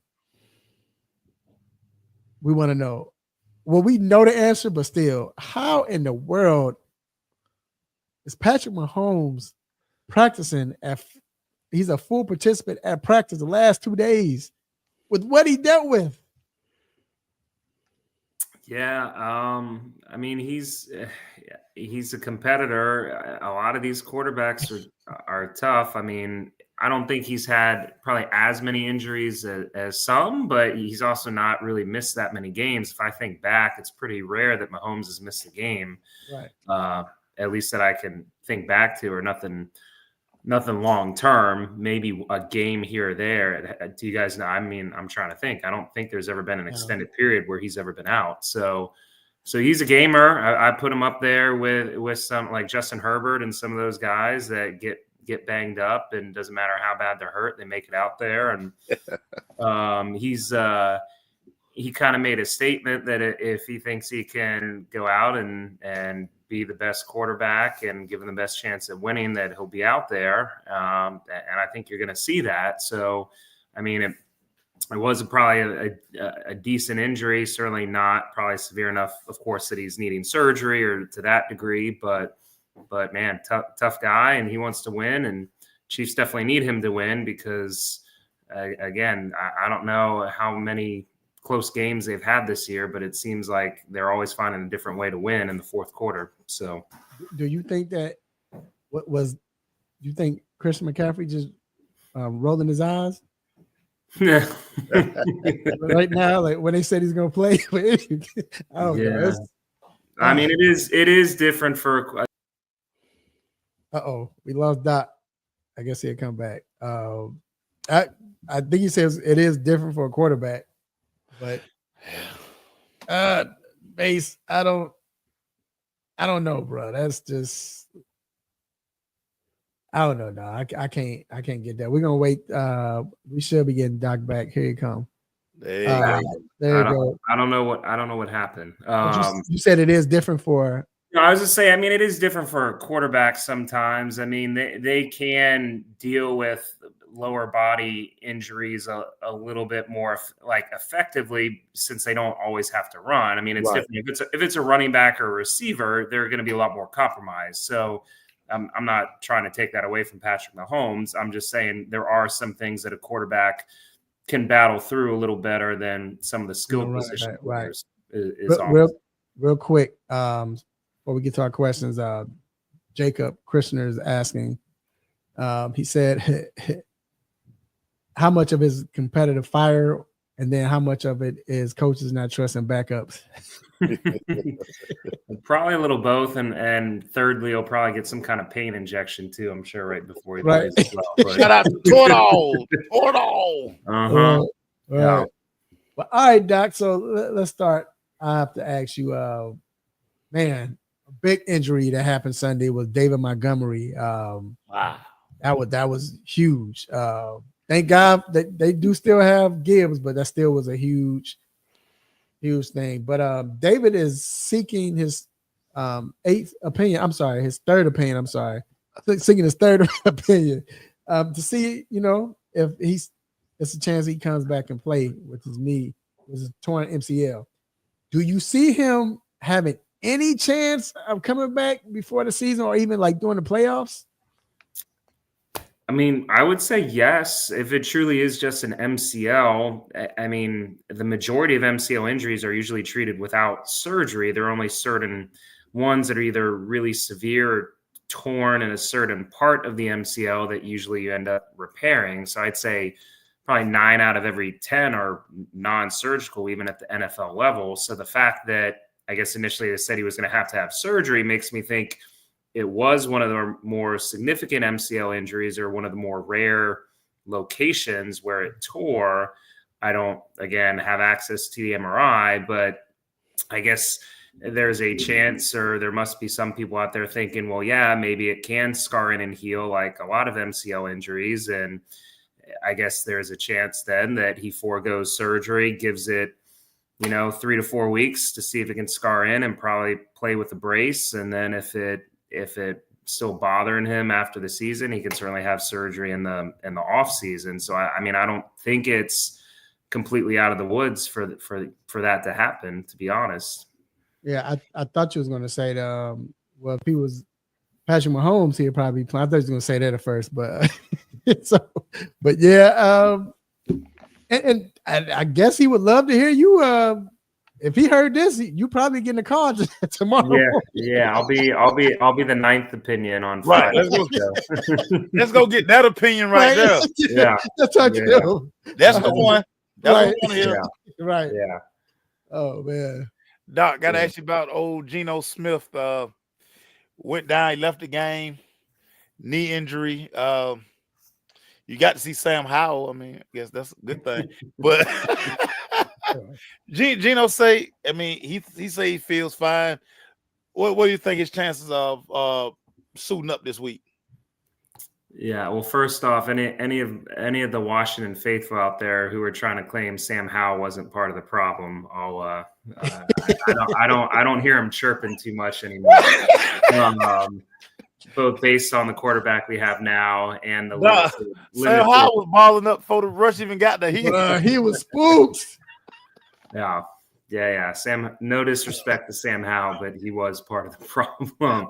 Our offensive line isn't that much better this year, but in any case, I think Geno will be out there. It sounds like he's given it a go in practice, and he's trending towards playing.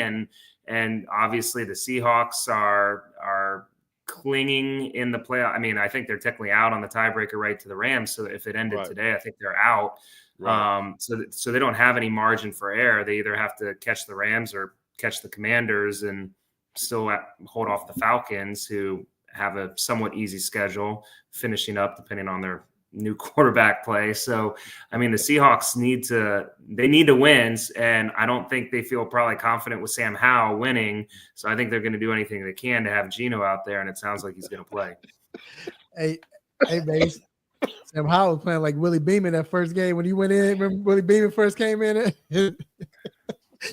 Oh man, it was like any given Sunday he looked spooked. I'm like, and usually he didn't play like that in Washington. I mean, at least he was airing it out. And I mean, he might throw some interceptions. Sam Howell was bad, dog. He was bad. But Like, he looked so scared, bro. I'm like, didn't them lime uniforms that make it look no better either, man. Like, help Sam out, y'all. Help Sam out. Oh, all right. So going to Joel Embiid, he suffered a sinus fracture last week. And he'll be reevaluated next week. But what is that? What is that actually? And good. I mean, this dude, I meant to say can't get right. We have our can't get right segments, but that's can't get right there. But go ahead, Doc. No, I feel like, do we need to just name this injury segment after Joel Embiid and call it the Joel Embiid, 5-minute grind or something, but he can sponsor it himself if he wants to. But no, well, so yeah, so the sinus, so that's up kind of in your nasal area. So I mean, he's actually fractured both his orbital bones, which are more serious facial fractures. So kind of coming up in the sinus area. I mean, it's still legit. I mean, probably if it's swollen, you have trouble breathing, and that's certainly a legitimate concern.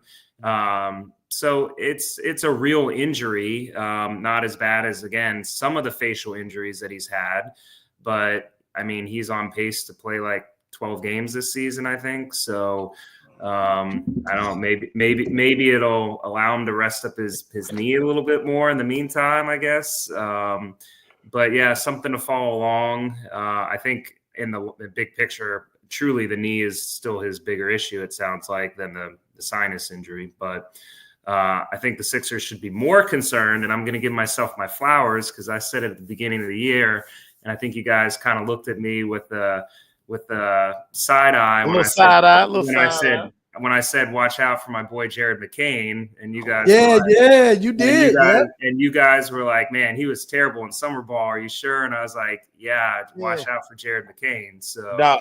It was just too much TikTok. He just kept coming up on my TikTok feed doing crazy. I'm like, dude, what are we doing, dude?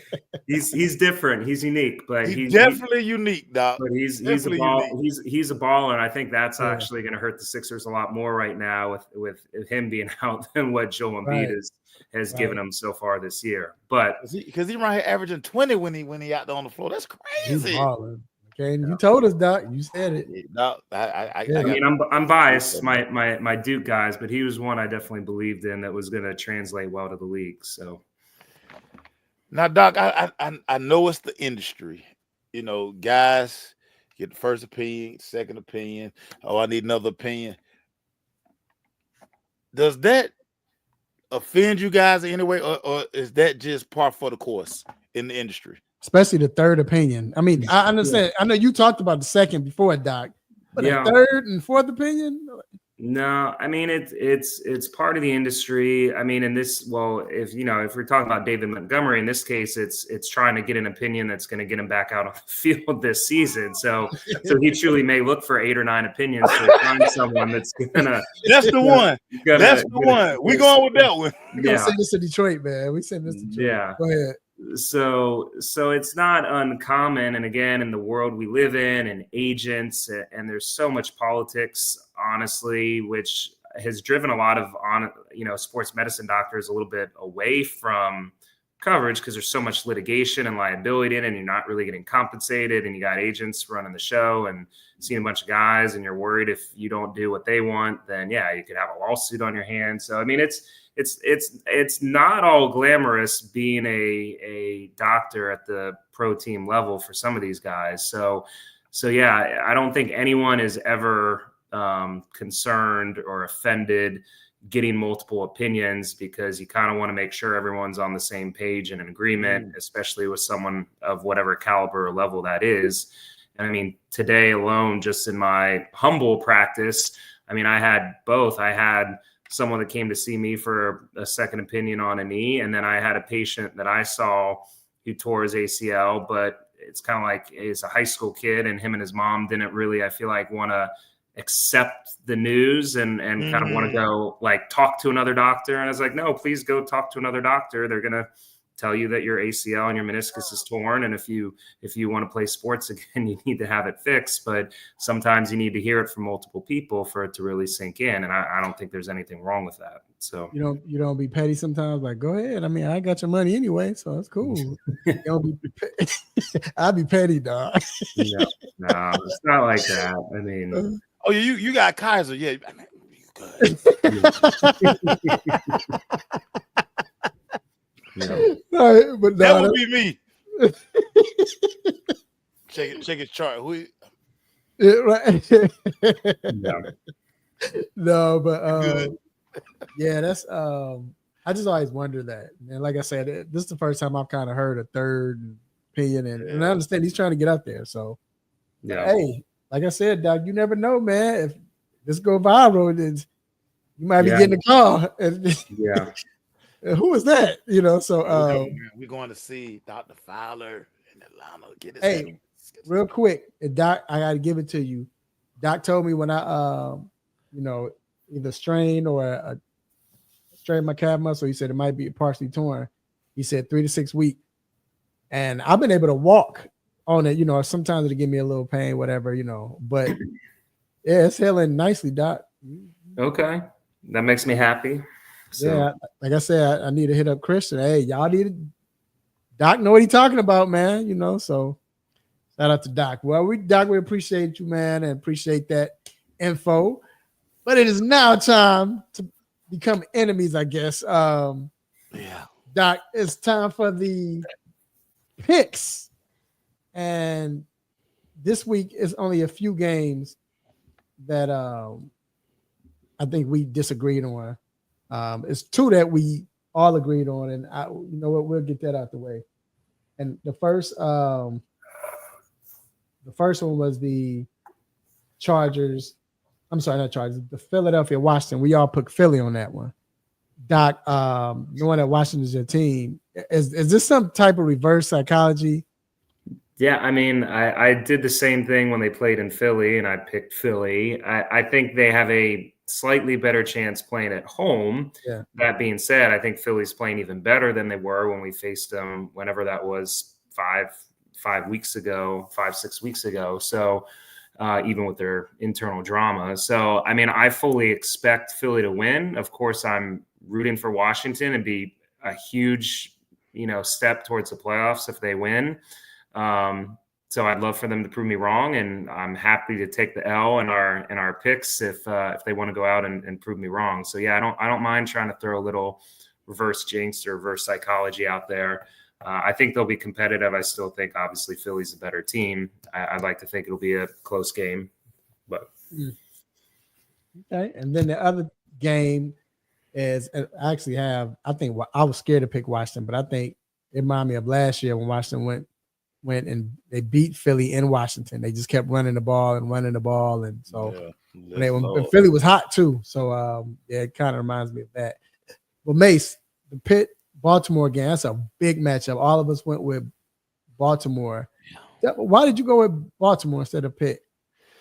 So in this one, I just think sometimes teams just learn the lessons. Terrible loss for Pittsburgh last week, and I think Mike Tomlin is not a guy that's going to lose 2 games in a row. If anybody's watching the Hard Knocks, the AFC North, I mean, this guy, his attention to detail, just how he gets these guys going. There's no way he's going to lose 2 games in a row. So that was my logic behind the pick. And then for some reason, Lamar just don't play well against Pittsburgh. So you picked Baltimore. You picked Baltimore on the text. Yeah, that's why I just listen, we you know need what? to change that. Yeah. Okay, I'll change it. You said it. Yeah, please. I don't know. You know what? When I made these picks, I know exactly what I'm doing. No, I'm picking Pittsburgh. I've never taken Baltimore over Pittsburgh. Never. Okay. Never, ever. Never, ever. So you got Pitt winning. Yeah, I got Pitt win. I don't know why. I don't know why I typed that because I'm never taking Baltimore over Pittsburgh. Okay. Never, And ever. honestly, the only reason I chose Baltimore, I think Baltimore wants it more. This is a tough game. I think It's gonna be a knockdown drag out. yeah, I'm with you. And then I don't know if Pickens is playing. So He's probably not. I should have The asked you about hamstring. that. You think he's gonna play, Doc? I don't think it's looking good. And again, you worry about, even if he does play, how effective or how many snaps he's going to actually be out there for. Right. So, Yeah, so that's why I picked Baltimore. All right, so Denver Chargers. Let's see. Doc chose the Chargers. We chose Denver. The only reason why I chose Denver just because I think the way Sean Payton got them boys playing and their defense is better than, I believe, than the Chargers.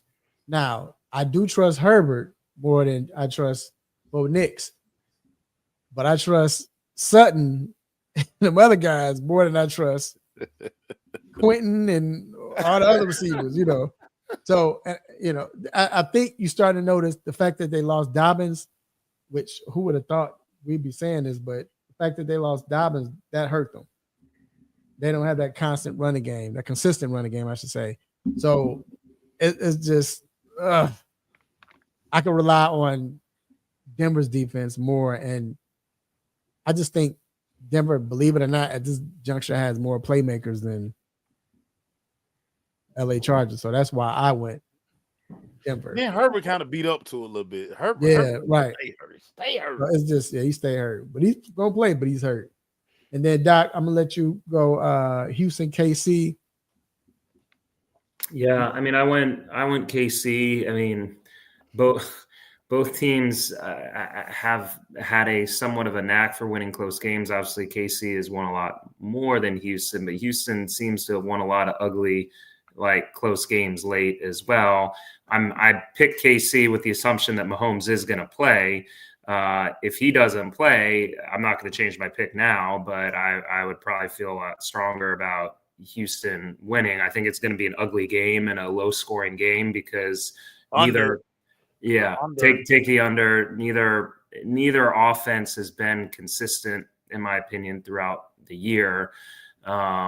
But again, they've both managed to win a lot of games. So I think it'll be close. I think it'll be ugly. I assume Mahomes will play and KC will find some fourth quarter magic and win 17-13 or something like that. So I'm not gonna lie, Doc, real quick. I chose Houston because I'm like, Mahomes not playing. And then when I saw the little update today, I'm like, what? But I'll still go with them. Just like you said, it's gonna be a close game. And I think now with the playmakers Houston has, Nico Collins, they're looking healthy now. And man, the running back, number 20, I can't think of his name right now, but my guy, he's been balling. Mixon been balling. So I think they're starting to get on the road now. The offense is starting to get on the road. And I think they're the team that could, with Kansas City playing like they're playing, I just think Houston has a chance if it's close. So I chose Houston. So here are the so you all can see the picks. We're going to change Macio's pick because it said Baltimore. Yeah, but I'm never taking Baltimore over Pittsburgh. That's the rule of thumb. And you see that me and Doc are tied 35-21. Doc, this is the first time since I need y'all been to up go there. 0-4. Need y'all to go 0-4. That's not. Well, we can't go. Oh, yeah, you do need us because that means 2 games up or 3 games up. I need y'all to go 0-4 for your boy. Right. So yeah, well, Doc, we definitely appreciate you, sir, and you have a great weekend. And hey, man. Oh, real quick, man, how's fatherhood going? It's good. It's good. I mean, we're interactive, much more interactive. We're walking around, and we'll get to have her enjoy. Like last Christmas, she was 3 months old, so didn't know what's going on. But now every morning we have to take her over to the Christmas tree so she can look at the lights and the ornaments and presents. So it should be fun. It gets better, Doc. It gets better. Yeah. It gets better. Wait till you have to start sleeping outside to get gifts. Yeah. You're gonna enjoy that part. You're gonna enjoy that. Can't wait. Can't wait. Doc, you're gonna absolutely love that part, Doc. I had to sleep outside Toys R Us for Nintendo Wii from midnight to 6 a.m. Yeah. What a Can't life! Yeah, man. What a life.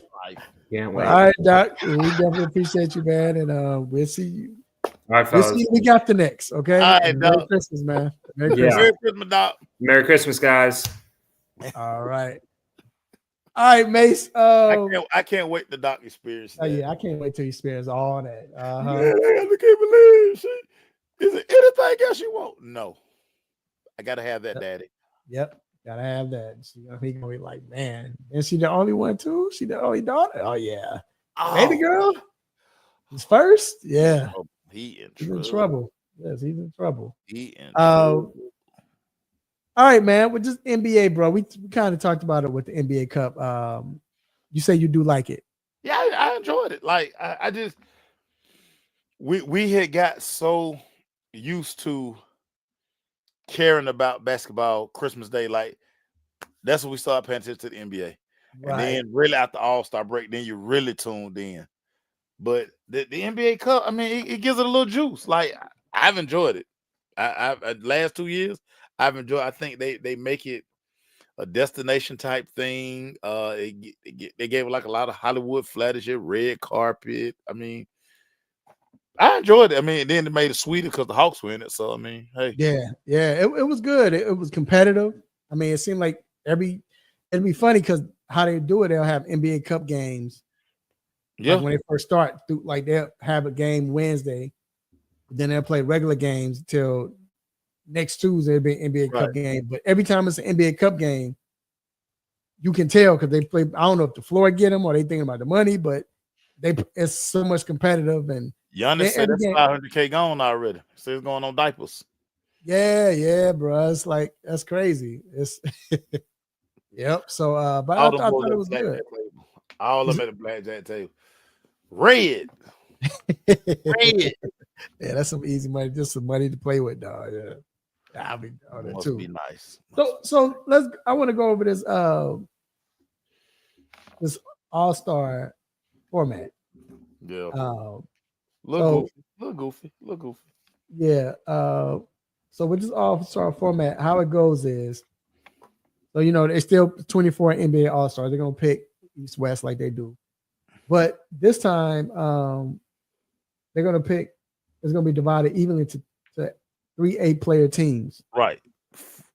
Many games. They're gonna have the honorary team general manager, TNT Charles Barkley, Shaquille O'Neal, Kenny Smith, and Candace Parker is going to take the fourth team, which is going to be the NBA Rising Stars. Yeah.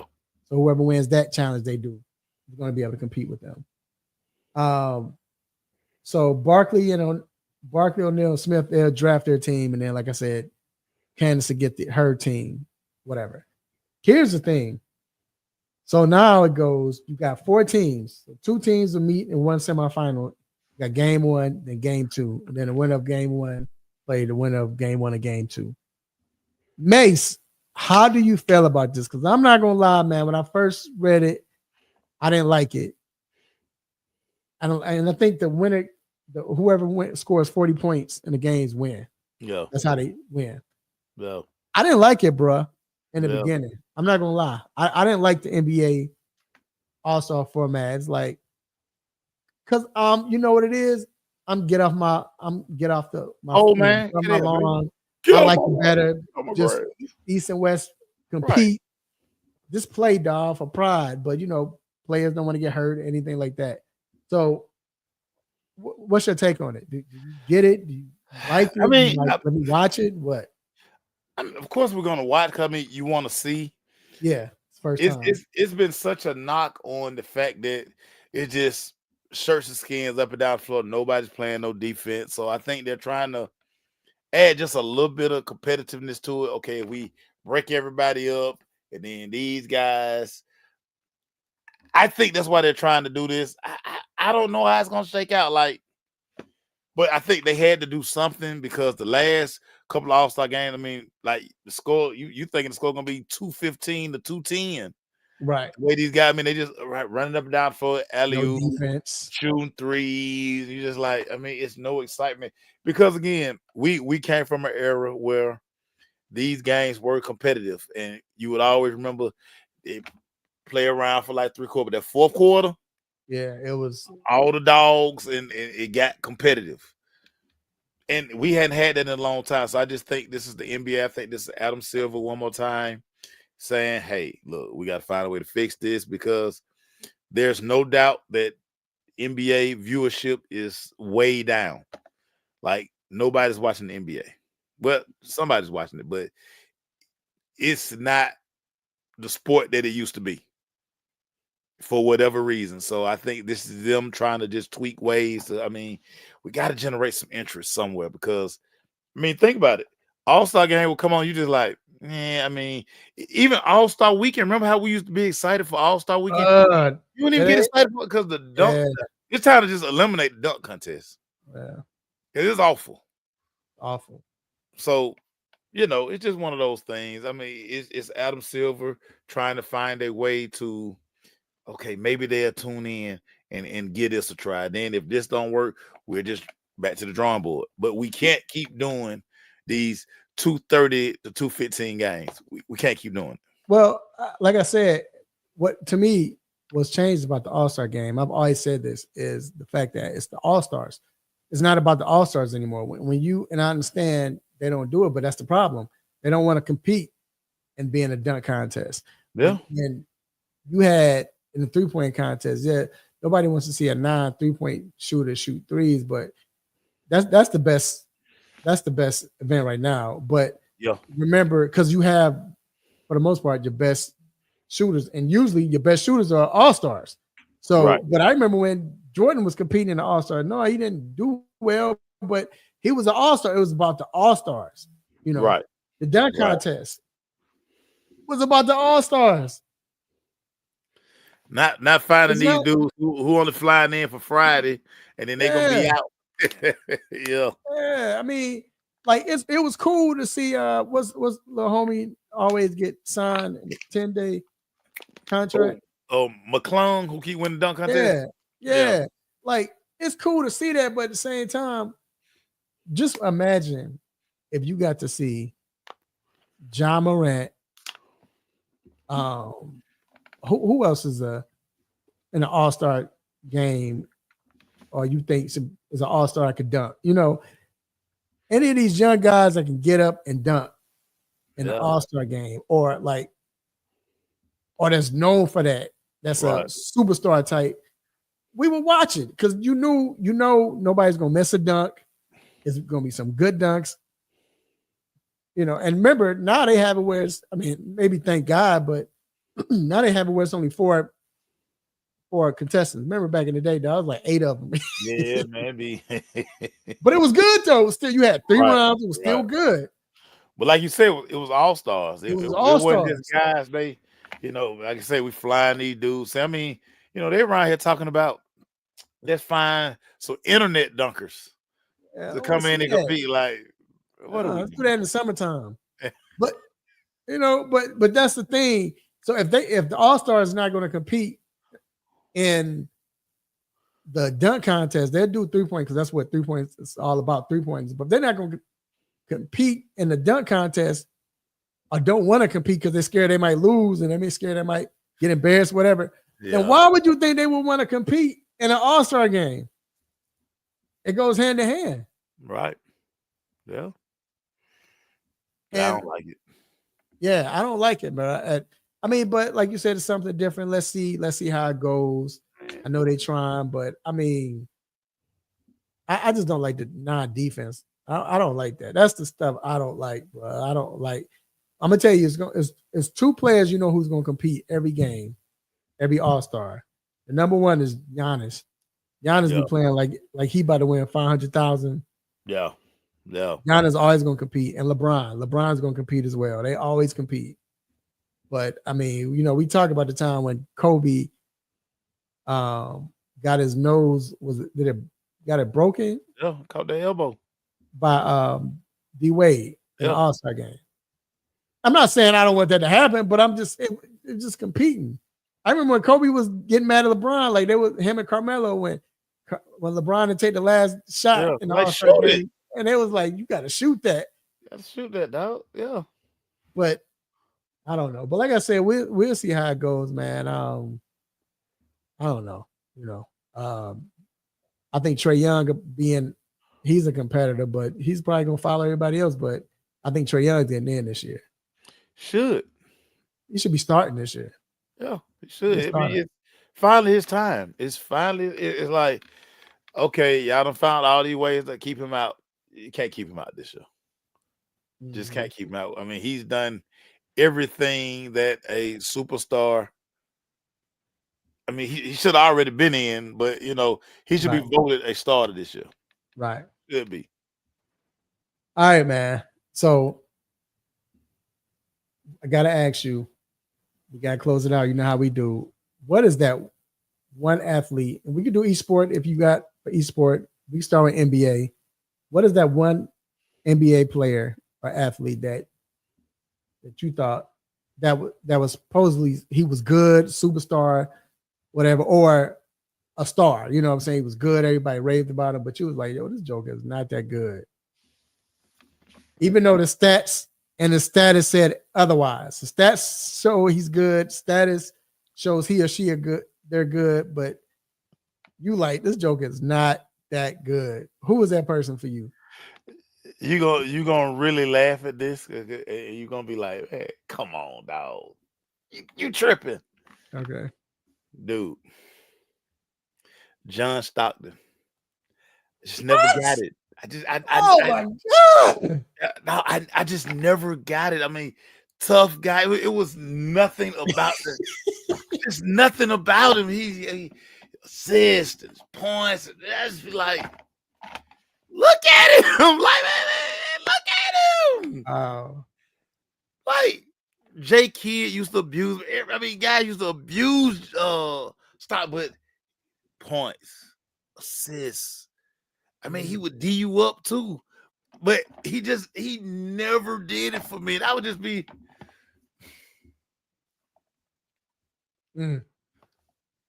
Come on, guys! Like, what are we doing? Okay, all right.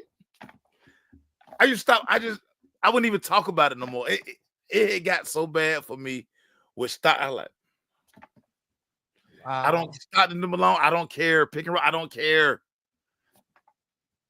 No. Give me all of these other guys over him. But he was just right. Yeah. Man, he better than GP. He better. Y'all just saying that. Man. Come on, man. Was a dude, Stock was just fundamentals, but that dude was a point guard, dog. He was, but like people would like, man, give me him over like all of these. Like, are y'all serious? You seriously not taking Stockton over GP? You're not. You taking Stockton over Isaiah? Stop.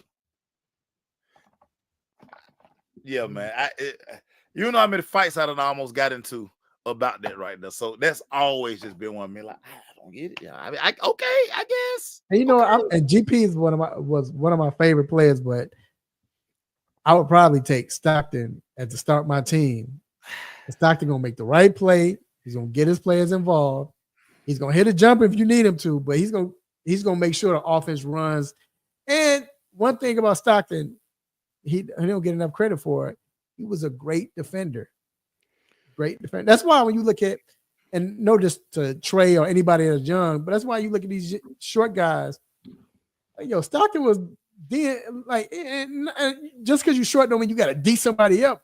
But it's good defense where you keep him from getting the ball. I mean, Stockton still the steals leader in NBA history. But you get charges, you aggravate them. Whatever. You're never selling me on that. Whatever. All right. Whatever. One guy that I thought, y'all, you think that's crazy. Hey, y'all, whoever watching, don't get mad. I'm going to tell you why. Don't leave me. One player, I was just like, yo, this joke is not that good. Tim Duncan, I just never thought he was that good.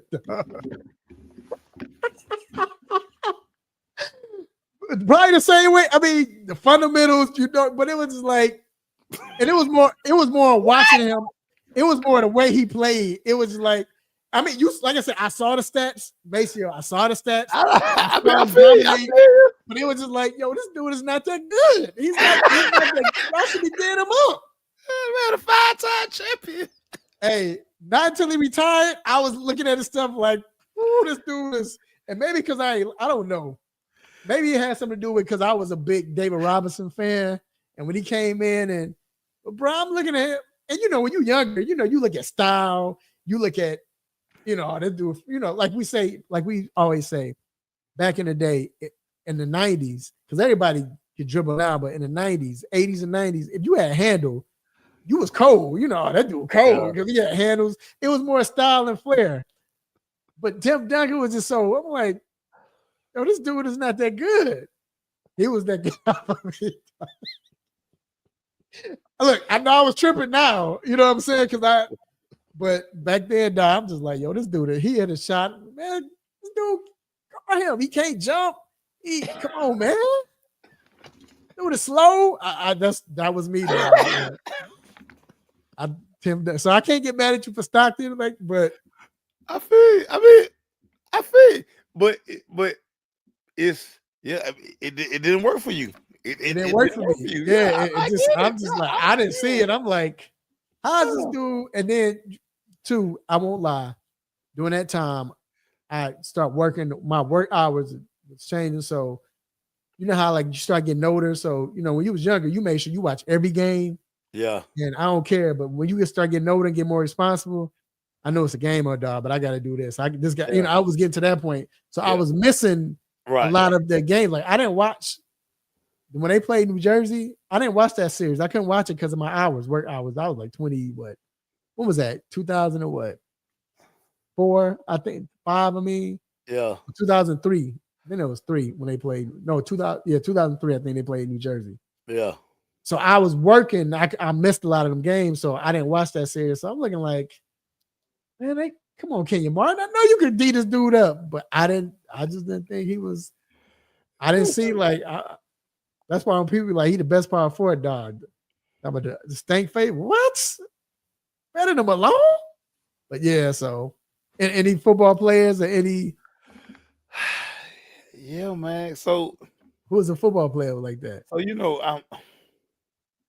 I'm a big quarterback guy. I'm hard on quarterbacks. I'm super hard on quarterback. I just think that certain guys, a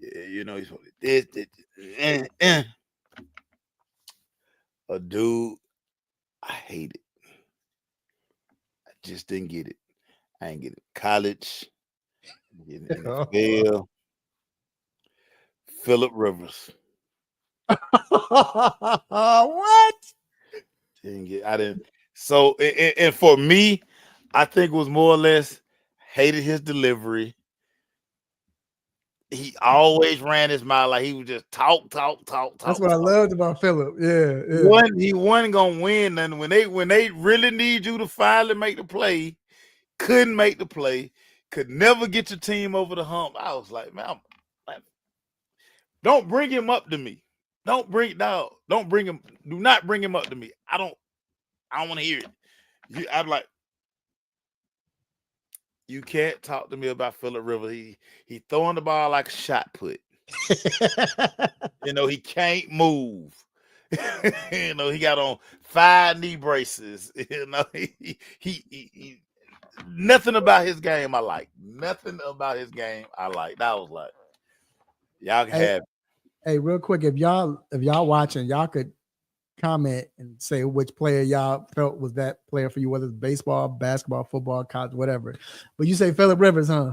Phillip Rivers. I wasn't buying it. Not drinking that Kool-Aid. This is weird because I guess you can't say it. It's it don't make sense probably because of the fact that, I mean, if you do what you're doing and you're not getting any action, that means you're beast at what you're doing. But I used to think Darrelle Revis was so overrated. Wow. I'm like, this dude, come on, man. Wow, no way. He was good, but I used to think that like this dude can't be that good.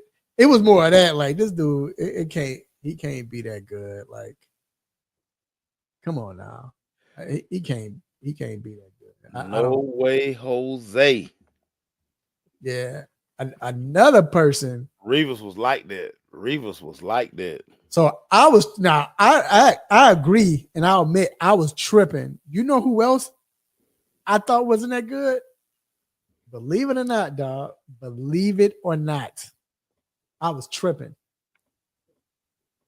Probably because I just thought he was big and I just like it was, like just big wide receiver that could, Debo folks, but I used to think Julio was I'm like, yo, Julio ain't that good, dog. I mean, because you remember he used to get 1.5 touchdowns a year. He was just that was not his fault. Right, true. But I'm just but bro, when I go back and watch I'm just looking at his highlights. And I thought AJ Green was better. But when I look at Julio, I'm like, this dude here was like, those touchdowns were not Julio's fault. Julio was you ain't lying because Julio was him. But I'm thinking, why is everybody else getting touchdowns but Julio? But Julio was that dude, dog. Like it was his coach. It was his quarterback. Well, that's wasn't his quarterback. The play calling was terrible for Julio. Okay, yeah, but I thought it was 50-50 ball. Like this man been grown since high school, but they bought this man an Escalade in high school. Right. He liked that. Like Nick Saban talk about all the time. Alabama football wouldn't be what it was without Julio. Julio started all that. Julio laid that foundation. That came out of Nick Saban's mouth. Julio changed the trajectory of Alabama football. Yeah, Julio was a beast, dog. I just like this dude not that good. Now, in baseball, who I felt like that wasn't as good, and this is because I was really tripping on this, but I wasn't, and I knew baseball, but I'm just like, it just didn't look like he was doing anything. And probably I had a little, I was upset that he left the Cubs. Greg Maddux, though, I thought Greg Maddux, I'm looking like, y'all can't hit this 83 mile per hour corner. He just throwing it to the corner. Hit it. Technician. I know he, but bro, I used to be like, yo, this dude is not that good. I didn't think he was good, dog, at all. At all, Mace. I thought he was, I'm like, every time I couldn't stand Greg Maddux, dog. Like I said, I think I was more hurt because he left Chicago. Yeah. I was like, had to be because this guy. So I'm always gonna say this about baseball. I think baseball is the most difficult sport to play. Of course. So I'm always I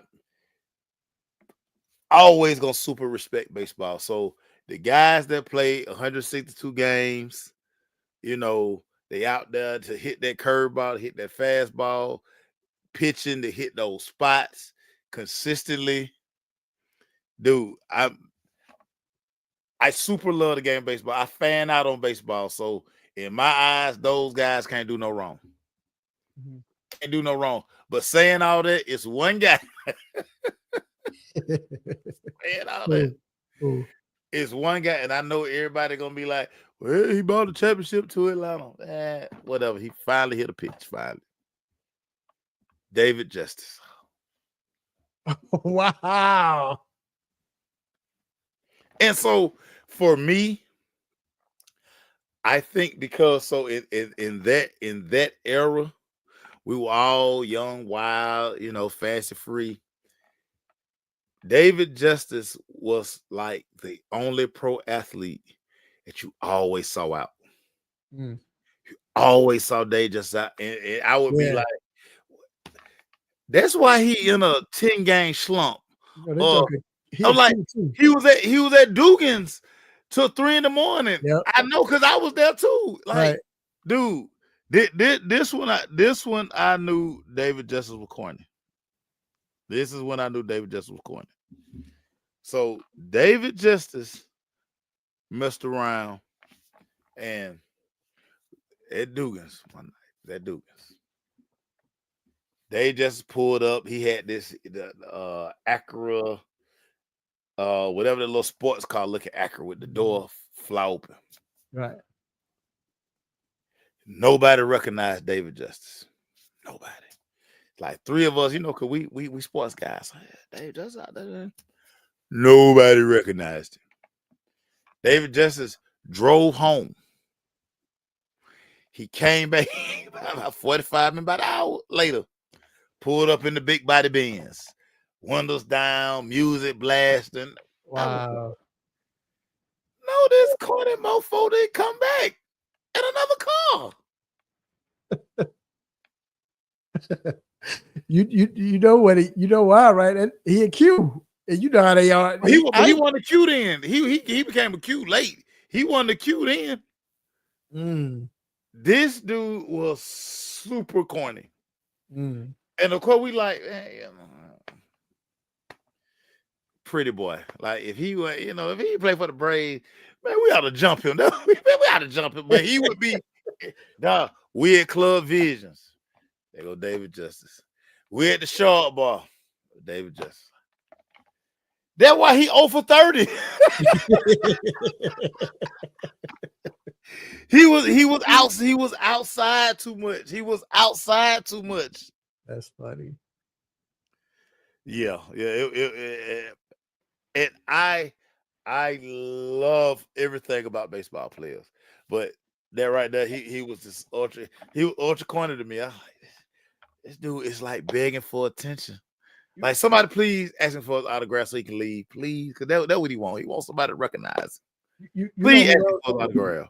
You know who else, real quick, with the basketball, going back to NBA, he wasn't a superstar, but he was getting a lot of pub for a minute. Remember, and I know you know who he is because they traded your favorite player for him. I thought Danny Manny was like, I'm like, this dude is garbage. Like, why is he? And he was getting stats. You know, he would do that, but it was like corny stat. I mean, I ain't gonna say corny because of stats, but I just thought he was garbage. I'm like, this dude is garbage, dog. This dude ain't good. You know, get the triple doubles or I just didn't think he was good, bro. I never. That guy, just a sad day in Atlanta. I can remember like it was yesterday. They did what? I would never forget. And look, it went on internet or whatever. Burn the Omni down. Like, let's go down to the Omni and just burn it down. Hey, I was back at home in Chicago. I was in Chicago. Like, they did who? They traded Neek. And remember, Atlanta, y'all had like the best record in the East that year. Yeah. But and it was the year Jordan. That was the first year Jordan wasn't there. And I'm like, but that was Wilkins. When you start listening to the streets and why Neek was traded and all this stuff, like do that in the off season, man. What they got to do with anything? We win the basketball games. That was the first time y'all was ahead of the East and everything. I'm like, that was Nick Wilkins' first year too, wasn't it? Or second? Was it the first? That team was poised. Yeah. Oh, that team was poised, man. Oh my God. I just like Atlanta has bitten a lot of fans, with dumb decisions, and I'll never forget that. We was like, wow, I'll never forget that. All right, bro. Hey, I got a good one next week. I mean, not next week. When we come back, I'm gonna give you a hint to let you ponder on it. It's kind of a 2-part, but it's gonna be we're gonna name whether it's a situation or something that happened, like something big, whether it's newsworthy, whether it happened in a game or contract, whatever, something that is newsworthy in sports that first you remember like it was just you would never forget. But then too, if it was social media, it would have set the internet. It would have knocked the internet off. It would have not, you know what I'm saying? It would have messed up the whole Facebook or whatever. It would have knocked it off. And a sporting event that happened back then, if we had social media, it would shut it down because it was so crazy at the time of being anything in sports. Anything that got to do with sports. But we'll wait till because it's so good because we'll be here all night. My brain already. Yeah, I got a few. Right. And I'm probably gonna think of some more, but yeah, we're gonna do that, man. But all right, y'all. So it is yo, man. We had a good time. Great show once again, man. And you already know how we do, bro. Great show. But look. If y'all hear this music, you already know what it means. You before we let you go, we have you might be one of them. First of all, we give a shout out to the Almighty God for giving me this platform to do what I do, say what I say, make you all upset, mad, want to give me the stop it button. God, I appreciate it. Also, I want to thank my dog, Mace, man. Like always, bro, you know how we do every Wednesday, bro. So much fun, bro. Anything you got to say? Merry Christmas. Happy New Year. Everybody. Die Hard is a Christmas movie. Y'all stop that. Don't tag me in that no more. That's a Christmas movie, dog. Yeah. Let it go. Christmas movie. I'm not going to watch it, but it's a Christmas movie. When you see it on TV, you know, oh yeah, it's Christmas time. It's Christmas, yeah. That and Home Alone. When you see them two, those are. And everybody keep the Mariah Carey away from me. Keep the Mariah Carey. Yes. Keep that away from me. Even though I am a Mariah fan all over again. See what she did with Rihanna? No. Google Mariah Carey and Mariah. Okay. Rihanna and Mariah Carey. Google that. Okay. I'm a fan all over again. I'm gonna do that. Also, I want to thank our guest. He's not guest, he's family, but thank Dr. Fowler for coming on, man, to give us that information with the injuries and everything. I want to thank everybody that was in the chat with us, man. I want to thank Jacob Christner. I want to thank the Rail Lee came in late. DeJuan Banks, Jarius Middlebooks. My guy Antoine, we appreciate y'all, man. Appreciate everybody who's listening and watching, listening as a podcast, watching it later on. Also, I want to thank my lovely children, my nieces, nephews, cousins, brothers, sisters, aunties, uncles, play cousins, grandparents. Hey, make sure you love everyone. Make sure you let people know your loved ones know that you love them while they still can feel it, love them while they still alive. Until then, next week, eat good, drink responsibly. Y'all be safe next week, man, for Christmas. Have fun, man. Enjoy family. That's what it's about, man. You drink eggnog? Eggnog. Yeah, somebody was like, if y'all got that, I ain't coming. Yeah, I don't drink eggnog. Yeah, I ain't coming. Nah, not for that. Nope. But hey, what else was I gonna say? Playoffs this week. I got sports playoffs. You got basketball coming up Friday, but you got college playoffs, man. NFL heating up again. Even y'all like NHL, you got NHL. But look, next week, no, not next week. In 2 weeks, same time, same show, same crazy host, same nonsense. Will you miss me? I'm out. Peace.